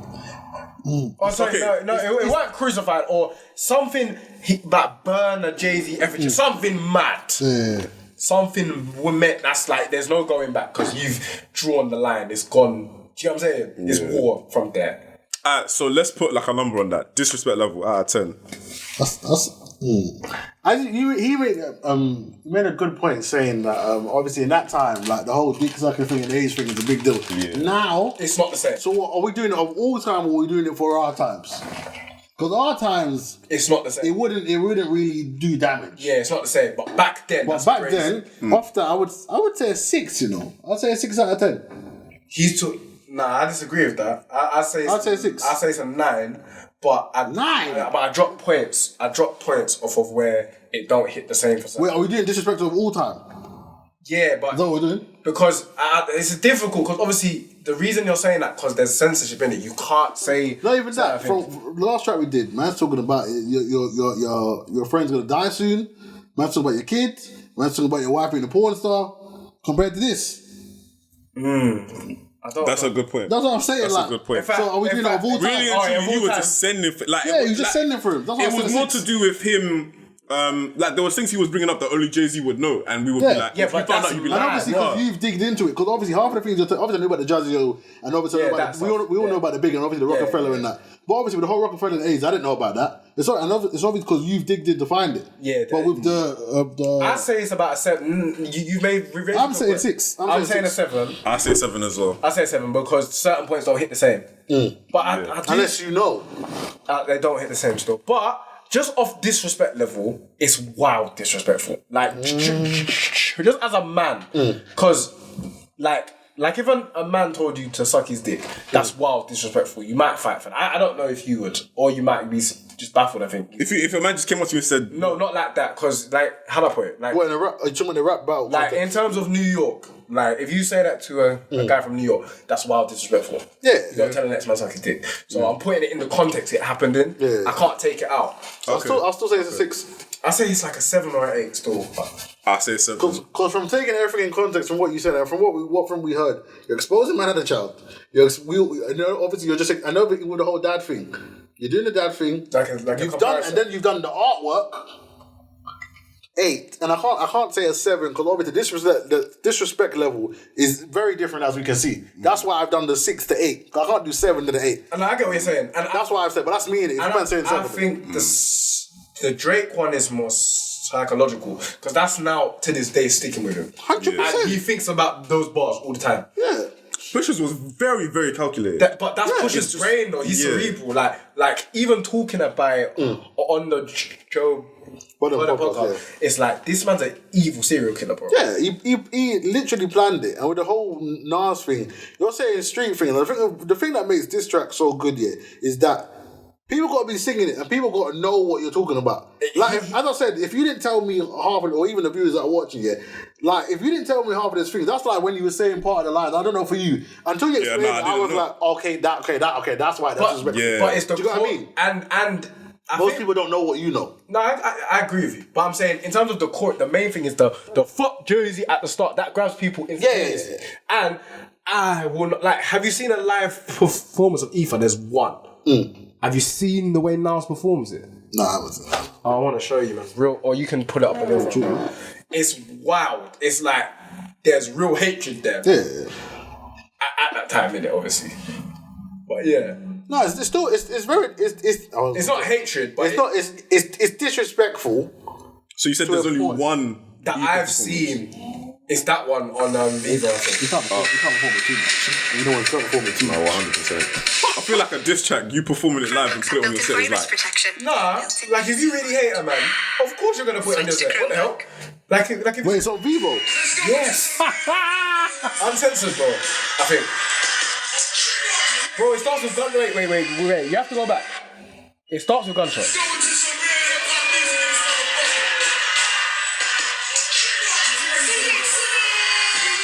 Ice Cube. No Vaseline by Ice Cube. Yeah, if you could give us more of the context again. What happened is Cube left the group NWA and they started basically dissing him. There was a song called 100 Miles of Running, which Dre said, we had 5 man, we dropped one, got less cut, something like that. It weren't too clever, but it was none of this. It's straight, bro. It's straight. It's Dre in it, so not really too good. But production-wise, he is fine. You got man being a coach, you're dissing Dr. Dre. Now the comments go. Politics in it, you know what I'm saying? But, then Ice Cube came out and just lambasted the whole group. Is that you, yeah? The manager. Yeah. That's not even a big word, fam. I respect it still, bro. I ain't heard that word before, man. Nah, that's what you're That's what I'm saying, bro. I have to pick up the man there, man. I'm bringing out new words and that. Come on. That's it, bring the head. I ain't heard that, bro. You get me? I let me be a YouTuber. Guys, comment if you've heard that word before. This is why you're on the podcast. Man, I'm saying friend of the show. Come on, man. So you see, he just attacked the group, the manager as well. Like, it was an all-out assault, basically. And it's gone down in diss track history because of just how direct it was. Yeah. And even though there's some things that people might say don't age well because of the beat, even though I like the beat, I think the beat's so cold. But yeah, like, you might think to go for a line by line rundown now if you want to. Yes. The beat for me was like, I wouldn't. It's just old, innit? Yeah. It's different times, innit? Different times. Obviously, now it might not hit. I still think it's dope because of the sample, innit? Like, because I heard of it and then I went to listen to the song in it. So obviously, like, the notoriety of it, we was like, oh, no Vaseline, And I went to listen to the beat and the first thing I heard, I thought, oh. I was like, oh. Like, it wasn't whack, but it's like, obviously, when you're thinking of a diss track, you're thinking of something like that's cold and that's kind of like hard hitting. This but guy's a musical snob, you know, I swear that. A big fan team. But you think it's West Coast, isn't it? The whole team. It's West Coast thing. Yeah. So it made sense. Like, it wasn't completely like, wrong. Yeah, it whack still. Yeah. It's just a different time. And also, it's not the same quality as, like, the previous ones we talked about. Yeah, okay, cool. So, yeah. God, how come I say, God damn, I'm glad y'all said it off. What year did this one come out? 1980. Ooh, I lied. 1990, early 1990, because that's when... 1991. Yeah, that's when Cube left the group.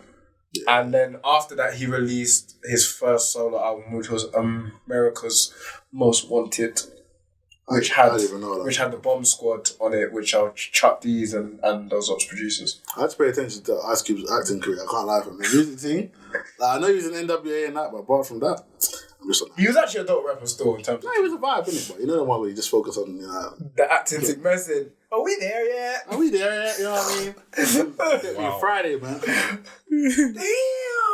Craig. Anyways, the intro. So, damn, forgot to do something. Let me see. Oh yeah, it ain't over, motherfuckers. The motherfucking saga continues. Y'all motherfuckers ready for NWA? Well, get the fuck up. A bitch is a bitch, so if you're poor, it was once said by a man who couldn't quit, dope. Ice Cube writes the rhymes that I say, but now, since he stepped the fuck off, here's what they think about you. The punk Ice Cube. Here's what they think about you. Cube was sucking so much New York dick. Here's what they think about you. Real niggas, them niggas Dre and Yelly used to wear lipstick and lace. Here's what they think about you. While y'all let his punk ass in the group, here's what they think about you. When they was in London, they wasn't no good without fucking Ice Cube. Here's what they think about you. When I bought the tape, all I know is I wanted my motherfucking money back. I smell. Here's the thing they think about you. NWA ain't shit without Ice Cube. Here's what they think about you. Cube was sucking... Oh, this is repeating itself. Are you sure, like, you have to write lyrics? Brother, this is no Vaseline, yeah. Yeah, it's genius still. Okay. Yeah, I think most people just play the song and it starts with, God damn, I'm glad y'all said it. Yeah, this long bit. I don't know what the hell basically. this is. All right. Do you know that? Did you hear that intro? Like, I've heard it before, but I don't remember it. I was waiting for that part that you say. I was thinking when he's what he's thinking about. You're thinking, I'm thinking, did that? What part of the song is this? But anyways, the real verse 1. God damn, I'm glad you're set off. Used to be hard, now you're just wet and soft. First you was down with the AK, and now I see you on the video with Michelet. Looking like straight balls. So it's the flow as well. I saw it coming, that's why I went solo and kept on stomping while your motherfuckers moved straight out of context. And it's the ad-lib in there as well, it's called. But let's actually break down what man said. Go on. Man said, you lot started this. I'm glad you lot started this. You lot was cold back in the, you lot was hard. Now you lot are shit, cuz. You used to be down with guns and on this N-words, like with attitudes thing. But now you're doing videos with Michelet blood, like with a high ass voice. Yeah. Nah, it's like I'm saying, it's like the stuff he's thinking. I'm not saying that's my opinion, innit? Yeah. But yeah. He's saying like, you lot aren't bad no more. Like, you lot can't talk about attitudes and N-words and attitudes. Like, that's not you lot no more. So you man are just acting now. But anyways, living with the whites, one big house and not another nigga in sight. I started off with too much cargo, dropped 4 niggas, now I'm making all the dough. White man just ruling. The niggas with attitude, who you fooling? Your niggas just phony. I put that on my mama and my dead homies. Yellow boys on your team, so you're losing. Hey yo, Dre, stick to producing. No, it's the way he said it. He goes, hey Dre, stick to producing. Yeah, oh no, yeah. Fam, the way they did it, fam. It was peak. Yeah, I can't lie. And even talking about the manager, there's a lot that I can't say because again they'll get political. I don't know. But just, you can mention the name Jerry Heller. Jerry Heller says himself he's the one who found the gangster rap. That's what he said. So that's a separate conversation. I'm not going to do that today. I created the world. Like, we can just say random things. Yeah, live. Do you know what I'm saying? So Ice Cube was saying, yeah, this guy's controlling you lot's life and you lot are taking orders from this white. You know what I'm saying? And even talking about the thing of gentrification as well. You lot moved out the ends, but you're still rapping about the ends. It's nerdy. Do you know what I'm saying? That's the way he's kind of framed. I never got, I never got man that. I get like when they're in the ends, but you know when you moved out, you're still and still talking about bow. Big man, you live in Beverly Hills. And he's like, I got my AK, I shot on it. No one has guns. Yeah, you're lying. Bruv, you have white neighbours. Hey Tom. Hey Steve, hey, barbecue on Saturday. Bruv, you're not doing AK. And then here's him. Hey, bro, turn me up. I saw that nigga by the soul, then I shot his ass up. Doesn't make no sense. I said, hey. He's like, hey, this is bumping. What is this? Screaming. No, but yeah, so hearing bars in the headphones. Nah, it's literally what that's what he was alluding to. It's like, you lot are lying to the youths. That thing. No, facts. But yeah, he's always been on a conscious vibe. But not even that, fam. Just give it a little breakdown. That's like, why? How can they get rid of their best member? We all know Ice Cube was the best rapper by far. Why? As in, he was the there's bare songs where it's just Ice Cube rapping. That's how you know he's the best. Like, there's songs where man are just spitting by himself. Like, he wrote basically everything. He kicked off all their best songs. Straight out of Compton, crazy motherfucker named Ice Cube from a gang car. Actually, fuck the police, coming straight from the underground. It's just ridiculous, bro. Yeah, like they wanted to film it, but go on. Anyways, calling me Arnold, but you been a dick. Easy saw your ass and it went in quick. You got jealous when I got my own company, but I'm a man and ain't nobody humping me. Trying to sound like America's most. You could yell all day, but you don't come close. Because you know I'm the one that flowed. You done run 100 miles, but you still got to want to. Wow. You still got to want to go. English is not his first language, guys. English is battling the English. With the LENCHMOB, and y'all disagree with the CPT. Yeah, basic. Sorry.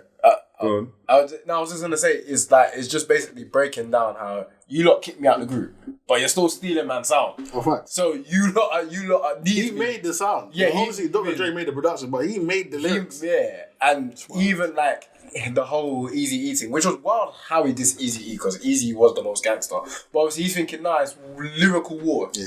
I'm not gonna ever see you again in life, probably. Do you know what I'm saying? And it's like the whole way he framed it was sick. It's like, because he's on the back foot and is able to just. Nothing different keeps flashing. It's been buzzing, bro. Nah, your thing's beating off. No, I'm just saying. I'm just saying how he's able to encapsulate the time of like, you man are just liars. Like, all of you lot are liars. Like, you're taking orders from this brother and you lot are just lying to the youths them. That's what we got across in this diss track, is that they're fake. That my thing's real. Like, and you know my thing's real because you're still having to copy man's sound. I'm going to New York to work with the Bomb Squad. You lot are recreating my thing. And even like the reference to the 100 Miles was their album. Yeah, 100 Miles. Yeah, it's cool. It's cool. Yeah. So, Karen. But the last line of that verse was just quiet. Because you're getting fucked out your green by a white boy with no Vaseline. No Vaseline. So he said it. No Vaseline. Then the beat just goes, solid. It's also the contracts thing, innit? Because obviously Dre ended up leaving for the same reason Cube left. I mean, he was the first one to tell them, and they didn't want to listen from. They didn't want to listen because they said, yo, my man's violating your contracts, isn't it? Yeah. Saying, bro, I ain't ready to sleep behind the camera, you know. Like, this is how much you should be making. You're not making anywhere near that. Yeah. And obviously, yeah. And there was a thing of Easy's contract was a bit different because obviously he part owned the label, innit? Yeah. But it was everyone, because obviously Ice Cube wrote all the songs, was like a lead vocalist in most of them as well. So it's like, how is he not making the most bread technically? No, facts. That's true. Apart from... Partnership should have been majority of his, to be honest. Yeah, but in terms of Easy was the business though. So I see both sides, you get it? But yeah, it's a mad thing. Especially in the 90s when the music business, fam. I was cutthroat still. When I tell you, everyone was getting robbed. Yeah. So yeah. Literally. So yeah. But yeah, I won't get into like all of the second verse, but... Because it's peak. It is peak. But... You're getting fucked real quick, and Easy's dick is smelling like MC Ren shit. Tried to tell you a year ago, but Willie D told me to let a hoe be a hoe. So... Pause. Yeah. That's a Willie D in our school. Old time Willie D, fam. Old school bad man. Oh, yeah, the spits are really hurried up, man. Like, some bits. Yelling Compton, but you moved to Riverside, so don't front MC Ren, because I remember when you drove a B210, broke as a motherfucking joke. Let you on the scene to back up the first team. Nah, bro, like he said, broke as a motherfucking joke. It's the way he spits it as well. Yeah. The way he spits it is bad. I mean, there's things that like I can't repeat, and there's other things that Which just are like hard hitting bars. Yeah. So roughly, from what are you rating this out of 10? From what we've got? Like a disrespect meter. Disrespect meter. Just disrespect me, I say 6.5. I'm kind of comparing it to the others, but at the same time, in this context, yeah, this was a whole ass group that they moved on from him, and then they did their own thing. Then they came to diss him, yeah, and he's one guy, but he said, "Listen, I was the lyricist of your group, and I moved on, and I did better than you. Like I've moved on, and I'm actually doing my thing." I'll say this is 7 out of 10 still. Because the fact that he took on the whole group by himself and slaughtered them.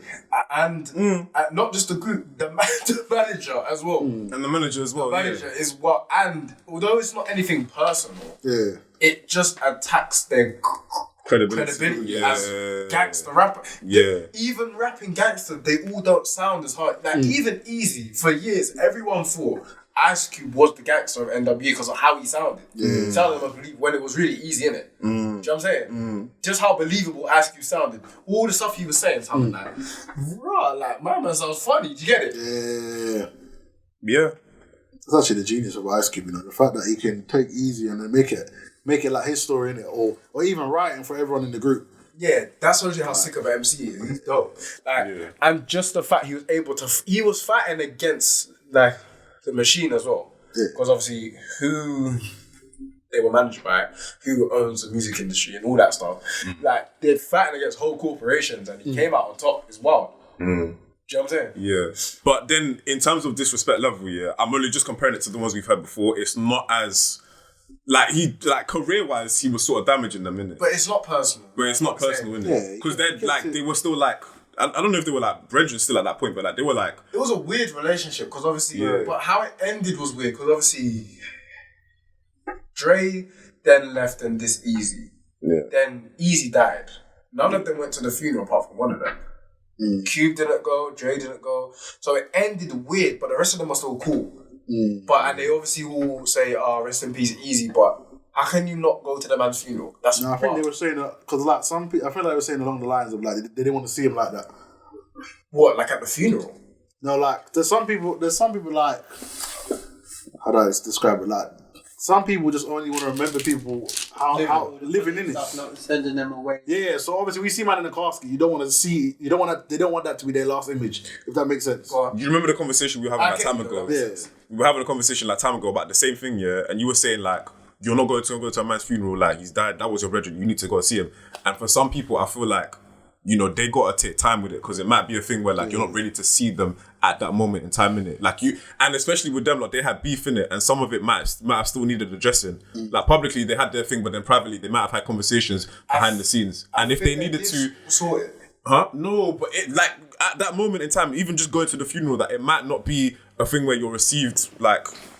For them especially, they might not be received like, oh, like you're welcome to come and see him. Like that, I know what you mean. Do you get what I mean? I think it's a thing where even if you don't come to the funeral, at some point in your life, if you go to visit the grave, if you go to like visit the family, whatever, and make peace, that's good enough for me. Well, from the movie, what I got from obviously it's a movie. It could have been a fictional scene. But there was a scene where Easy called Dr. Dre and then over discussed it, and they're supposed to get back in the studio. I don't know if you might have watched straight. But obviously, remember that scene. So obviously, from that, I've got that they've made peace. And Ice Cube, he saw him in the club and that, so they made. You get what I mean? You see, Dre said that they squashed it. Yeah. Easy's family hasn't. Sorry, I tried to find the bit where Easy's family has said something about it because obviously they're the most reliable sources. He's not here. Yeah. And I've not seen them say if Dre and him squashed it. Cube and him squashed it. Yeah. And I think him and Dre squashed it. But I don't know. It's an odd one that none of them went apart from the DJ. Yellow went. Yeah. Oh, he actually left. Huh? Pardon? Sorry, man. He's saying that when he meant gone, he meant only DJ Yellow went to the funeral. That's what he meant. At the funeral. No, that he left. No, that he left. No, he's in it. Yeah.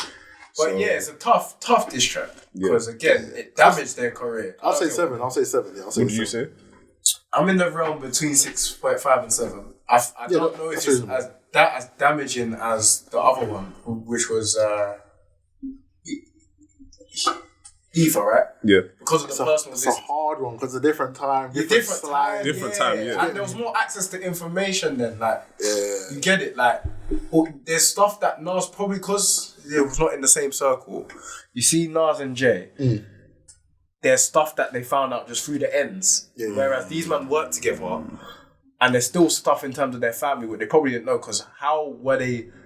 Like, it wasn't the same level as friendship. Do you get me? It weren't like, they're kiddies. Yeah, I hate that. It's difficult with music because you never know how close man really are. Yeah. Because it could all be a front. But I say the good thing that kind of ties Ether and this track together, like, they stayed along the lines of, like, I don't say traditional hip-hop, traditional battle rap. Like, the man, they were saying, I'm better than you at rhyming. Like, as we get on with the other diss tracks that are coming, like it kind of changes from like it being about the rap. Obviously they're talking about like Dick Sucking and all them things there and this and man. But the main objective is I'm a better rapper than you. Like, I'm doing more than you at this point. You get me? Yeah, I'm doing more than you. You know, that's a good point you bring up, because I feel like something important to mention as well, with hip hop just in general, it's competitive. Like there's a lot of there's a competitive nature within it, and you know, a lot of people come in the game just trying to like, you know, be the best rapper, and people take it to levels where, you know, it can go over into something else, innit? And like it's just important to remember, like with these ones, we're not celebrating this kind of like behavior, like and the content as well, because the content is just mad, like all completely. These songs have referred to killing the opponent, which may not be in a literal sense, but even then, I sort of don't support. You know what I'm saying? We don't support that or condone that. The hyper masculinity from the streets as well, the way it comes in is like these men come from the roads, so it's like it's not just so much lyrically. It's like you're disrespecting man on a street thing now because it's like you're talking about something they can rate to. It's different. Do you know what I'm saying? Yeah, I hear that. Yeah, so I'm saying we can respect the lyricism, but like not the levels that it takes to, especially like this the next one I'm going to bring up, because I'm going to bring up the one that's like Which everyone considers highly disrespectful. and just spiraled where it didn't need to go. didn't And I need to think go at all. both camps, didn't want it to go there. I think in terms of, in fact, I take that back. I'm not gonna say the camps. I'm gonna say the two artists didn't want it to go there because those two used to be brethren, isn't it? Do you know what I'm saying? Yeah. Like, when people understand the history of Big and Pac, it's like, how did it even get there? How it got? Do you know what I'm saying? I feel like just people. Obviously, we'll get into it. But I just feel like people in the ears. And That's more what it and was. more too, but like Biggie was never on it. Yeah. Like you could tell, bro, because he didn't even reply to this track that we're gonna talk about. But Yeah.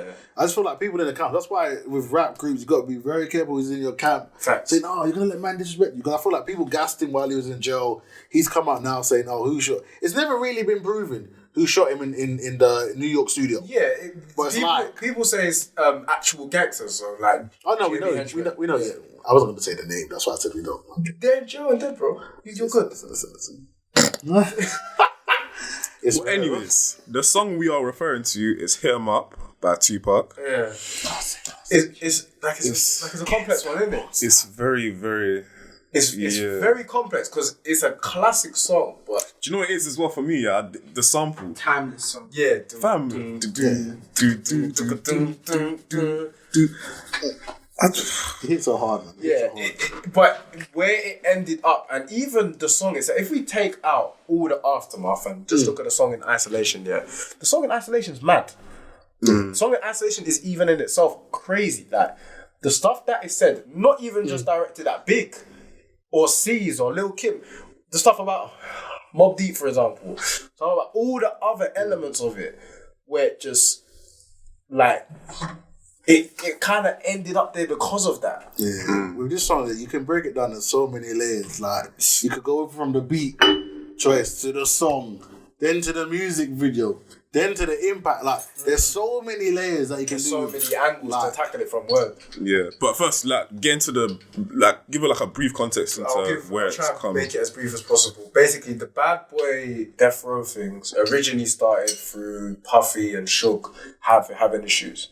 People often misconstrue it as it was the award show thing, where Suge goes, "Come to Death Row if you don't want man dancing in your videos." It started before then, with Suge and Puff having issues in regard to girls. Let's say that. Do you know what I'm saying? That's where it started from. Then obviously Big is the head of Bad Boy in terms of the biggest artist, whatever, cool. Tupac is recruited by Suge. So Suge has gone to visit Pac in jail and maybe, we don't know, put stuff in his ear about the whole Biggie thing. Because Tupac... That was happening in the joke, because obviously they're playing who shot it, innit? while he was in jail. And obviously, Tupac thought that Biggie's camp shot him when the whole thing about... Wait, yeah, so that isn't it, especially because Okay, so there was the quad... I feel like I'm going jumping. So, Big and Tupac were brethren, innit? Tupac's originally from New York, Big's from New York. They hit it off very well. Do you know what I'm saying? Yeah. And then... I think Big asked Pac, or one after the other, to come to Quad Studios. Big had also warned Pac to say, these man you're rolling with, like Haitian Jack, and these other gangsters. Yeah, he warned them. He warned them. What film was he filming at the time? Pardon? I'm trying to remember the film that he was filming at the time. He was filming Juice. Was it Juice? Nah, Juice was the first one. No, that was in 92. Oh, Poetic Justice? No, was it? Like, No, it was the one after that, but continue. It was a film that Pac was filming, and he was rolling with them man heavy, and Big said... Above the Rim. Yeah, above the That's rim. above- Thank you. above But above the rim. So Tupac was filming above the rim, and Big told him, "Bro, I don't think this is a good idea. Them man are bullies in the area. Don't roll with them." And Pac is kind of like an arrogant thing, like, "Bro, allow me. I know what I'm doing." You know what I'm saying? No, he was rolling with them because obviously in Above the Rim he was playing a character of like a New York gangster, And so he was rolling with him obviously to learn in it. Yeah, So, but it also became a friendship. Yeah. Afterwards, but yeah. obviously that was the main reason why. I do thank you for applying more context to that, so that now makes more sense. Yeah. So they're now rolling, they're becoming killies, and them man run New York kind of thing. Henchman and Haitian Jack and all them boy, they're cool. They're on cards. Even to this day, yeah. They're on. Very, very much on crowd. Cool. So he invited to Quad Studios. They then had an issue. Like I don't know what their issue with Tupac was, but they ended up having an issue with Pac. Because obviously he's very loud spoken and he don't care, innit? So it's like, they had an issue with Puck. Then... Oh no, it was Iana Jackson, bro. Because remember the rape charges happened around that time. Oh, and he said on camera, why aren't the rest of the man them in court with me? Yeah, he said, I'm not the only one. And obviously, the people that he's mentioned took disrespect from that and he obviously sent someone to basically teach him a lesson. Yeah, and that's where the quads, the infamous quads studios shooting happened. I think, how many times did he get shot that time? Was it 4 or 5? I'm not too sure. Yeah, but he got shot. But originally, they were supposed to rob him, but obviously they didn't clock that he has a gun. Yeah. So that's why he ended up getting shot like that, because man wasn't trying to give up his story. Yeah, literally, that's what happened. So then the rape case happened, right? And then you went to jail. Yeah, I feel like around that time, because obviously she was pressing charges, and obviously he did an interview basically saying, I'm not the only one. Look who was around me. Obviously, bringing light onto them. So obviously, you can't be doing that with like these mans are on. Like it's the street element of it again, innit? So cool. And he blamed the bad boy camp, particularly Big and Puff, for being there, because I think they were in an upstairs studio or something, and it's been portrayed in bare films. I've seen it in some films that like they called him upstairs, then he got shot. Like it's very ambiguous what happened. Apparently, we don't know. They was on the top floor, and they said to him, yo, Park, and he looked up, and then got shot. But it's very we don't know because none of us were there in it, and there's multiple different accounts. So cool.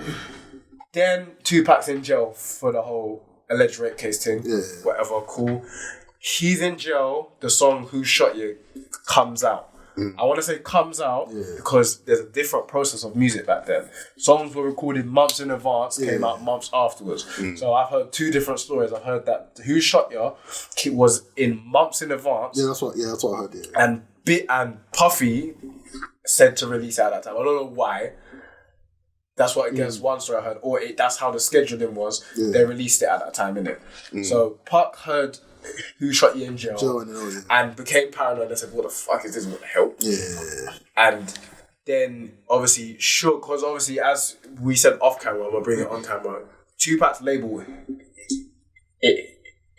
which was the label again? Tupac? Yeah. Death Row? No, before. Oh, he was in Interscope. Interscope dropped Pac in jail. Yeah. Or just stop supporting it. They wasn't trying to do the bail in it. All he needed was basically all he needed was bail, and then they wasn't really trying to. Yeah, like they weren't trying to pay his bill. Suge paid his bill. Yeah. And then ended up signing. That was what made him sign to Death Row, because Suge paid his bill and visited Joe, innit? So that's how we get the run of Pac songs, which came out in '95. Yeah. Where California Love, all them signed there. Yeah. They were recording in probably like 3-4 sessions. Something like that. So now we get to hit them up, but in that context. I think the Source Awards has already happened, right? So it wasn't the Source Awards? 94, 95, I think. Yeah. I think... No, but this incident came when obviously the Faith Evans and Tupac picture came out. Yeah, the picture came out, but there was also an incident, a run-in at the Source Awards. The 2 camps had a run-in. So... was it afterwards, isn't it? Puff's bodyguard... told the story where Tupac and Big almost had a mad thing, like in the car park. Okay. And the 2 camps almost had a mad thing, and then Wolf. Died. Yeah. Do you get it? So that's when it went to the mad. What? Wolf is Suge's boy. Okay. No, Pac's boy. Yeah. No, I think it was Suge's boy.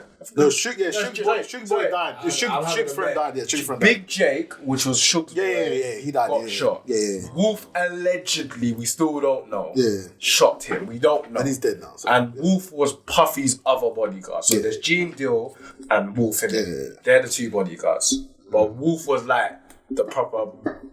Yeah, whatever. Cool. So... we're now at hit 'em up. That's in the social context it's happened in.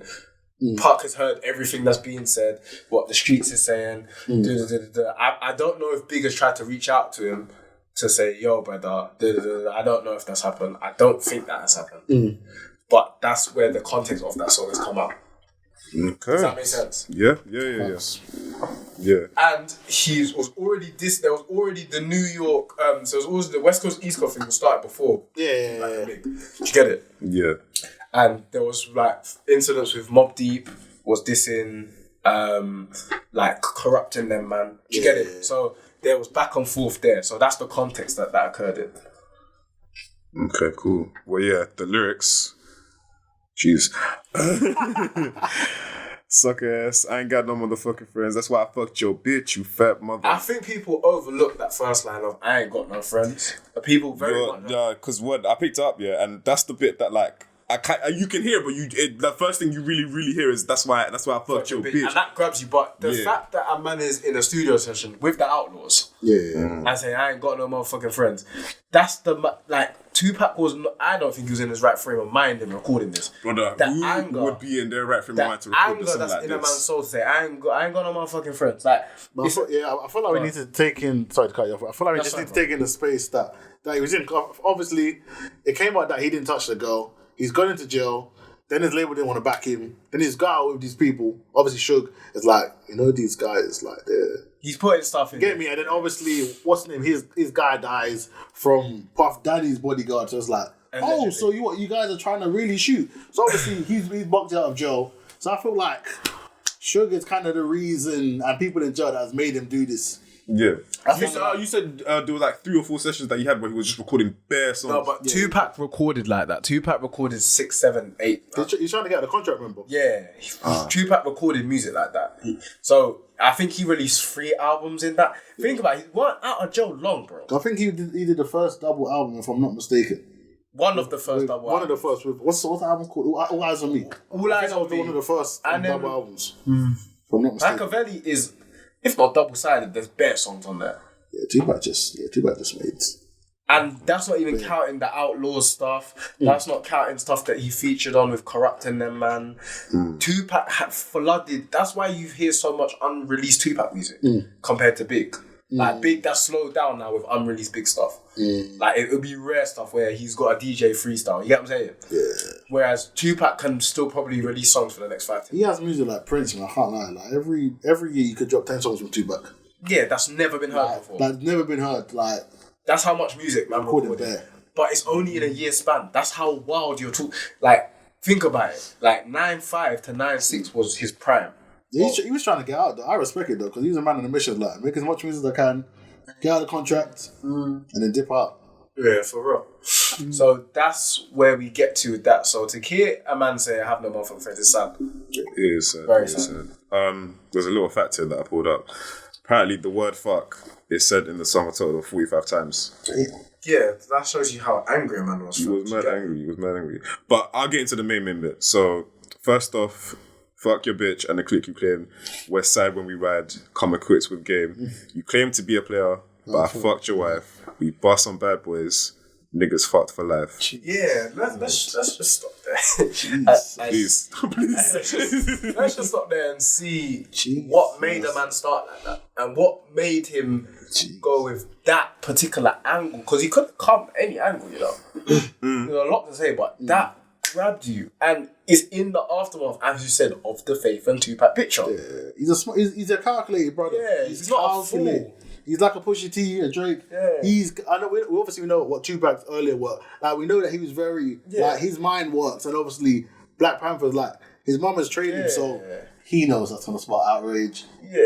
What open line is like that? Yeah, and it's also the thing where he's like, there's so many different facets to Tupac. It's not fakeness. It's just so many different assets to the same brother. Yeah. He's the Tupac, the Black Panther baby. There's Tupac, the gangster. The Tupac who kind of hated with slyly, like not an additional. You know what I'm saying? But on a like, Tupac the conscious, Tupac the actor. That's what I'm saying. There's so many different facets, and it's all the same brother. It's not fake. Yeah.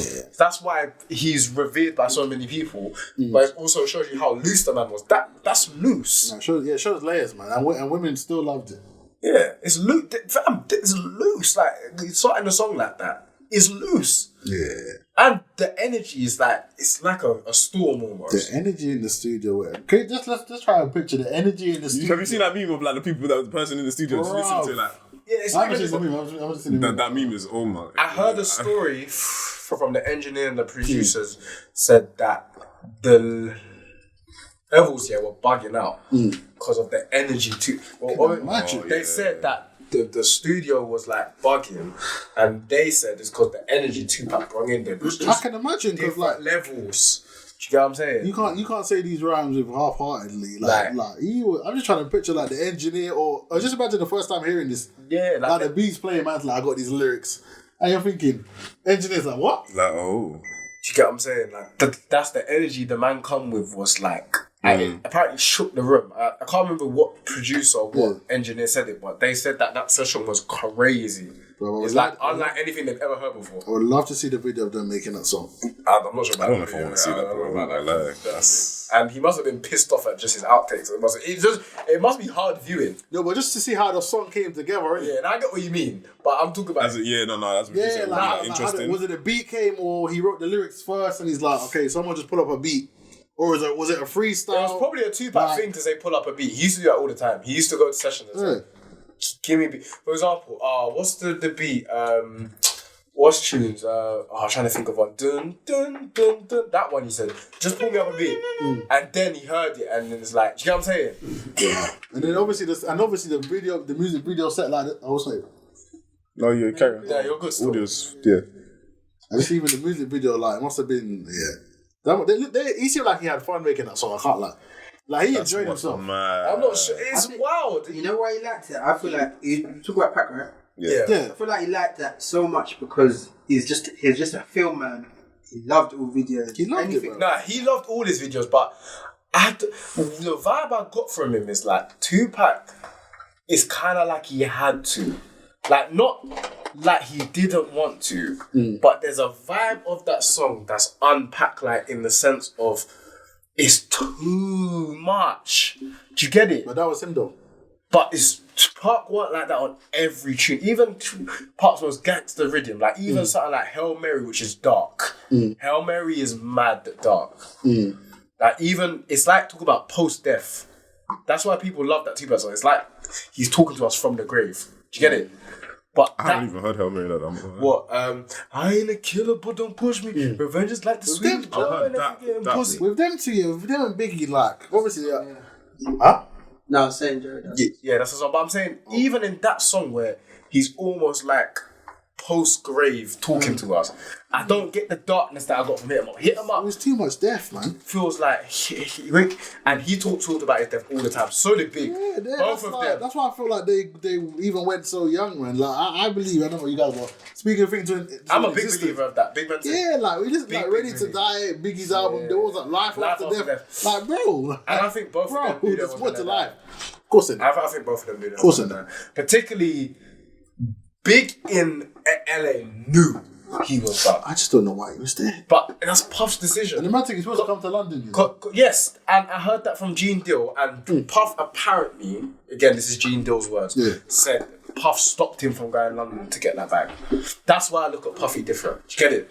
With Gene Dill, you know the ones. I don't know. You know why I don't really want to trust, because you know the ones where they used to work with someone back in the day, and they got fired, and then obviously they want to make money from an interview. I get the angles. Let me say some controversy. That's why. I get the angles. But if C said it, that's a bit different, because that's his right hand. But C's still underneath Puff though. So's D-Rock. Like, the reason why I take Gene Dill a little bit more, because them man ain't underneath Puff.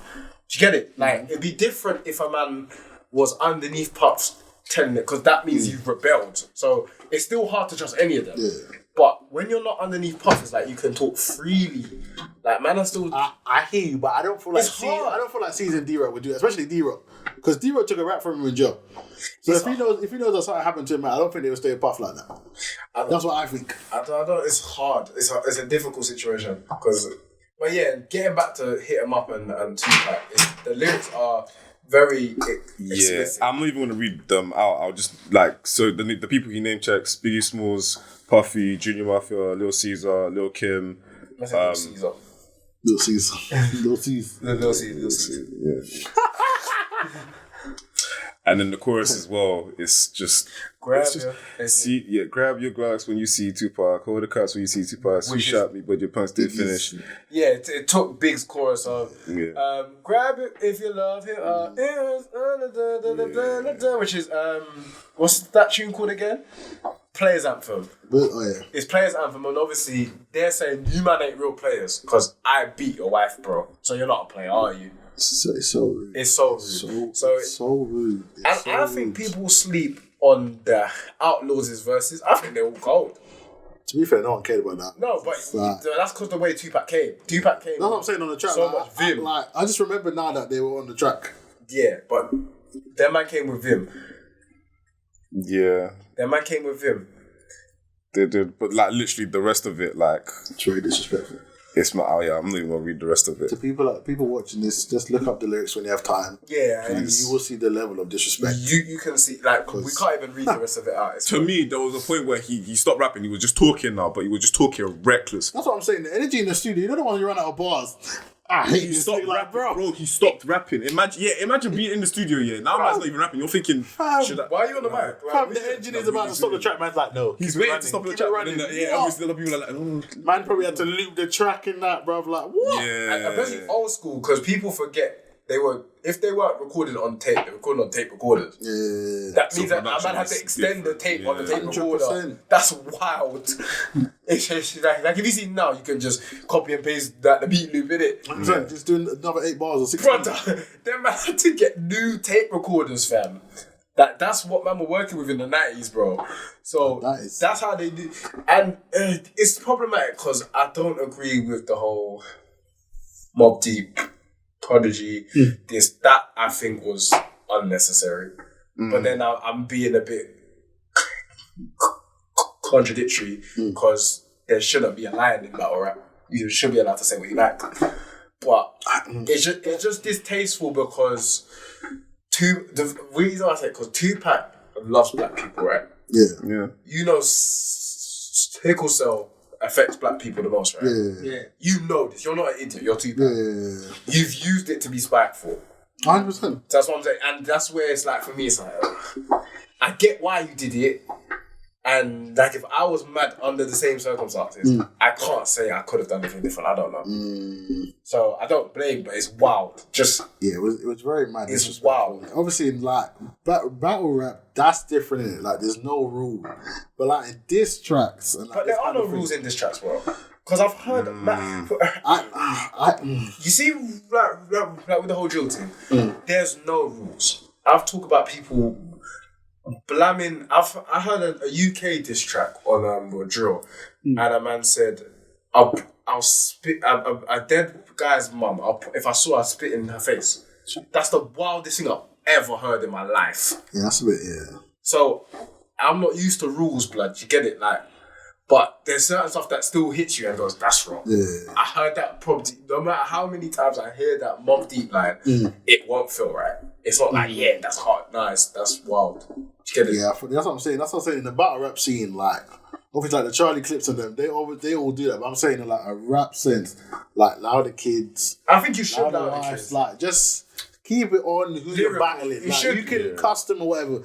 But like the whole family, mums and that, like, we ain't got to do that. It's just an example of something that took it too far and it went above just rapping. It was like, yo, like after this tracks, like, this is the one where it's like, he was on warrior. He said, war. "I'm killing you all." He was prepared for anything. It got to this point where that's why them man are talking about it was hard to squash. But I think Tupac was ready to squash it. I know Big was from a long time. Big said, like in the first place, I'm not even beefing anyway. I feel like it shows what the kind of character or even how everyone doesn't suffer from egos. Because me, imagine if I'm big, I'm thinking, now I need to get in the studio. And you rap better than him. Yeah, and you know, Like, deep it. He's what? And this is his wife. It's not his girl. It's his wife. And Like, I've heard stories that Big wanted. I've heard conflicting accounts. I've heard Big say, "I'm gonna air it." Then I've heard people say. So I think even Jay has said. Yeah. Big wanted to respond. I can imagine. Puff told him not to. Yeah. I've heard both stories, so I don't know which one is true. Because I've heard interviews of Big saying, "Hey boy." I feel like he didn't respond because obviously he was vexed when obviously you see the picture.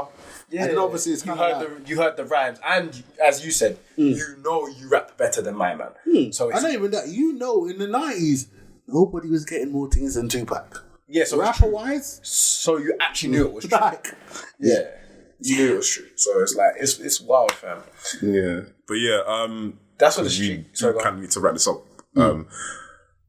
Rating wise, yeah, man, it's a 10. It's a 10. It's a 10. I I can't see. If I could do 11 out of 10, I would buy it. Especially knowing the social context of where it ended up. Yeah.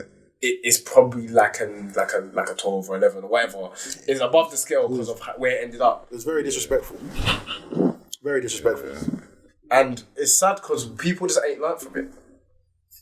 That's why I think the saddest thing to me is like, man, are still doing diss tracks with fuckeries and people are dying.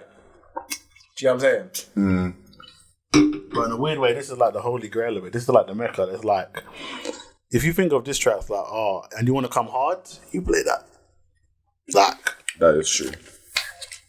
That is very true. Like the rest that have come before, the ones that we've talked about as well, they've mainly been centered around, just who is like better and then like career wise and then just coming for men like at certain angles. But this one was like, because of where it went and like the context of it, you couldn't get one that had like taken it to levels like that, to that same level. Like the disrespect was just, and the music video as well. It's just like there's so many layers to it. Obviously, we can't get it there for time purposes, but guys, just deep the lyrics, go on Genius or whatever, and read the lyrics, and then go on YouTube and watch the video. This man wanted to hurt Biggie and everyone that was mentioned on the track because it was mad. He was in a mad headspace, isn't he? He was in a very mad headspace. He didn't care. Like, and considering the rapper that he was and the ability that he had as well, like, to come up with that in the, the space that he was in. Yeah. Obviously, we're not celebrating it. We're not trying to, like, glorify it. But it was still, like, shame, I think wow. Because I have such mixed feelings for this song. Yeah. I'm really ambivalent towards it. I'm really ambivalent towards it because like, it's a dope song, but that's pure negativity, Yeah. I don't like to play the song. The only time I really ever want to play the song is like just to like bring up a conversation about it. Like I hear it and I'm like, can you believe this guy said that? Or like I'm listening and I'm going like doing research onto the, because like you just read about it and you're just like, this is actually like, you just want to find out more about it because it's a very like compelling story, like the stuff behind it, like, and the era as well. And people forget there was this track after. It's like Mobb Deep's drop a gem on them. People forgot about it because it didn't have the shock factor, but lyrically it might have been better than this Tupac song. Do you get it? With this track there, you always have the shock value. Yeah, so it probably was better. And obviously they were talking about a couple. Obviously the way they got this, they came back very, very hard. So it's like people forget that though because of the star and the image. It's just fact. So the diss tracks, you gotta have the people on your side. That's like the shock value. Like if you don't remember anything from this track, you remember him saying, "I effed your wife." You remember that. Yeah. You gotta remember that. Yeah. Whoa. Like now we wasn't even alive these times. But we know it. Yeah. We didn't know it. Like, we hear about it. Yeah. But very quickly, honourable mention to back to back because we were gonna cover that, but we are running out of time. Quickly, if you were to give like a little rating on that one in terms of disrespect, what would you give it? Okay, the pay me is saying 9 out of 10. It wasn't as disrespectful as hit 'em up, but you guys, when I was going to a show the day the song dropped, and I knew all the words. I played that song on repeat. When I went to the show, the DJ played it. There was like 300 people there. Everybody knew the words. So that just lets you know, like, the impact of that song. It will stand the test of time. Me personally, like of our generation, this is our no Vaseline. This is our kind of hit 'em up, if you will, because it's mad. But you go. I know you got something. No, I'm just saying. I say it's like a 7 because it's mad disrespectful for think about it. The song "Dissing You" is in every club. What else can you do? You can't tell the DJ don't play it. You're just sour. You can't stand up like. That's what I'm saying. Like you can't leave the club because you're famous. People will see you leaving the club. You can't even stand there and be stush face because people go, "Oh, look, he's emotional." Like, what can you do? You know, someone's gonna be out with a video camera. Like, he just told the DJ to turn the track off. Yeah, like, or he left the club. Especially in this era, because they film everything. 100%. It's just I'm trying to think of like he was in a time, like, to put into context, Meek Mill was in a time where, like, his head was gone. his was head on drugs. Gone. Of course, it was good. He should have never done it. He should have never done this battle rap. I feel like he tried to front like he was doing alright, but like even just the tweet of him calling out Drake as a ghostwriter, like he like as a ghostwriter. He had a ghostwriter.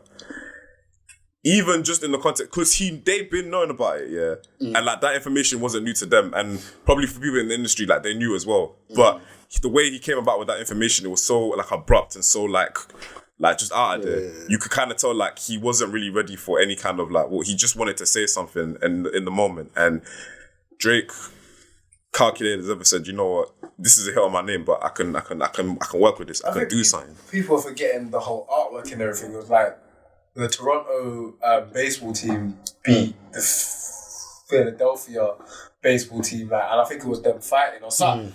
That the whole artwork even makes it. That's why when Drake got duppied, he's like, "What? You're meant to be Mr. Cerebral. What happened to you?" This is what's mad. You got duppied, Mr. Cerebral. You're meant to be Mr. 5 steps ahead, and you're the one emotional. But but I'm saying in terms of the Meek Mill thing, is what was said wasn't that disrespectful. It actually wasn't. What? Compared to everything else. The thing, okay, disrespect level is nowhere near as high as Hit 'Em Up. But not even. Or even Ether. But the fact of the matter is, right, this is why Drake is smart. This is why whoever wants to rap with Drake needs to know this man is calculated. Yeah. I've written a song that will get radio play. Hit 'Em Up. You got to beep out a lot. What do you say? It mentioned the F word 45 times. Hot 97, they're not doing... You know how long it's to beep out 45 F words? You couldn't. I've had to do it. It's long. Right. From some experience. Cool. Yeah, it's long. With back-to-back, there's probably... I don't know the words like that, but there's not that much. Fam, radio shows were playing. Yeah, it was bumping on radio. It was... cars. Yeah, it was bumping on radio. But I'm saying... What? OVO Fest. Man had the yeah, that was wild. The presentation, all the memes on Twitter that people just Manchester performing the song. Everyone's screaming louder than Drake. The impact, like disrespect level, nowhere near. Impact, we can't deny it. We cannot deny it. We put on back to back right now. Everyone's going crazy. We're spitting all the bars. Let's be honest. Like I know the bars, but I always have to get gassed right now. I don't know if I even get gassed. Like it was a moment. It was a moment. It was like, shit. Okay, this you guys. Me, I go back to the moment the first time I heard it, and that moment when everyone was playing it in the club and everyone started turning up. A guy I didn't know, me and him just started spotting and dancing back to back.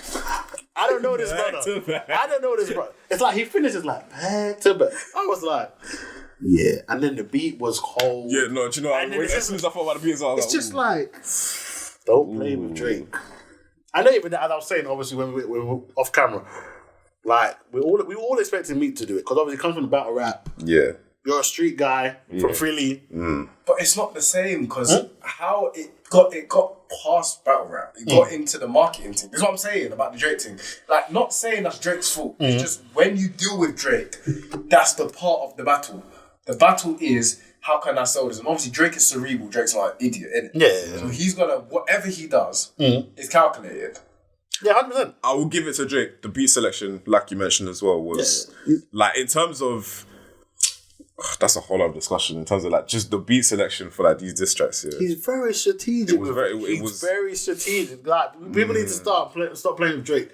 He's very strategic with his thing. People always think, he came from the grassy and he didn't come from a hard life and that, and obviously grew up. But this guy can rap, guy knows the art craft of battle rap. Yeah. So impact-wise, I would say out of all of them, this has had the most impact. So I would say. I just still think it's hard to rate because we're in different. It's different. It is very hard. I still, and I said off camera. Okay, I'll say for our time. Let me change that. For our time. And I hear that. I'm not really. That's facts. Yeah. I wouldn't say it for all time. Because like as I said, like if Ether, I don't know about now because obviously the era of censorship is different and what people are offended by is different. Like there's a lot of people that are part of different communities that would get offended by a lot of what they heard on Ether, let's say. But in terms of Tupac's one, that's less offensive to them. Those communities, innit? That one would get memed. That will be a meme thing. 100%. You're very true. You're very the whole thing, even the Lil Kim thing, like if she was like in her 20s, she get memed. Yeah. Even though it's mad disrespectful. What? Yeah. It's wild. But the stuff about Pete, like it's all memeable stuff. You're right. Like in our era, memes win. And the internet wins. Like if Twitter is not roasting you, like say anyone's battle rapper, like Twitter was on Drake's side. Yeah, like Meek Mill had it right. I don't know how he did it. Personally, I'm going in hiding or something. I mean, he did for a bit, right? Yeah. Kind of, but he was still out here. That's why I have to rate Meek. Yeah, he was still out here with Nicki, and obviously Drake did a prophecy on the track. He said, "When you two ain't together." What's the lyrics? I'm not even sure. You know the ones I have to say it right. But You're right, 'cause I'll just be spilling lyrics and I'm like, wait, that wasn't the right one. We all know the lines, but obviously I just need to hear it out for the context of what I'm saying. But when it happened and they broke up, it's exactly what it said in the song. And niggas knew on the day that song dropped, they're eventually gonna break up. Like we knew it wasn't. No, but we knew it weren't come on. For everything before they, like, even when they got together, they were like, the way she is, the way he's alright in terms of Meek, like, but the way she is, it's not gonna last, fam. That's the whole fact that he tried to be up Safari, fam. It's just an L. Was it the second verse or the first one? Like that part? Where was it? Hold on. I don't think he. After the 20 fingers singing it. Yeah. Make sure you hit with the prenup, tell that man to ease up. I did another one. You still ain't did shit about the other one. I know even that. It wasn't that one, was it? No, Nah, what's that the line, man? Like your girls tour, is it a world tour or your girls tour? Is that a world tour, your girls tour? I know that you got that a 4 or 5 years ago was hard. Now that don't sound that hard. Not really. It don't sound the same. Like, it was just like you're opening up for your girl. Your girl is the reason people have come to the show. But that's not that peak, fam. What? Nah, bro. Wait. Listen, I'm not gonna lie. Stop that. Yeah. Your girl. I'm not rapping no more, but but your girl also raps. yeah. It's her tour. You're opening up. I mean, like, I could flip it and say, that's just a masculine way of viewing things. Like, you're viewing it, like, for example, man can say it from a perspective. Us not talking as man, I know that's peak. But if I have to flip a perspective, you say, people could frame that as, that's kind of sexist, because why does it matter who's the male rapper, who the female rapper is? Do you get it? Okay, cool, I hear you saying, not in that spirit. I'm just saying off the fact of that. You're not the main attraction, my guy. But he's never been the main attraction with Nicki. She's always been bigger than him, bro. Even now. That's why it's a vial. But You're only basically saying you're only there to warm up the stage. We all, you know the ones when you go to a showcase here, and then people watch you. We've all been to a showcase where openers come on, and then you be polite, and then you sit through the show, and you're like, cool. We all know why we're all there for the headliner. That's what Drake is saying you are. You're just warming up the stage, you get the crowd a bit rowdy, and then you know the real supporters that some don't really even want to see the openers. So the crowd just comes with this Nicki. That's what it's saying. That's not vile. It's a vial in the context of how big a rapper Meek Mill is. That's a disrespectful. Cool. I'm not gonna lie. Cool. But what I'll say, it don't hit the same as 4 or 5 years ago when it first came out. Because back then, I think it does. I thought like it was among the sickest diss track lines I've heard. And he's saying hit with a prenup. And she makes more money than you. I think that's where we gotta leave it there, because we could actually go on and talk about that. We could actually go on and talk about that. She makes more money than you. You're on her tour. She can kick you off her tour. Yeah. What bookings are you getting? Yeah. Nah, you better disrespect to me. No, I'm saying no, because obviously, think about it. For him to even be on the world tour, he's had to say no to some bookings. She kicked you off the tour. She controls the tour. Alright, yeah. But yeah, listen, we're done. Experimentation podcast. Thank you for coming through, Craig. Love each and every time. All the time, man. Yes. Love you, man. Live. Yeah. The theme music. That's the actual outro music, you know. That's funny.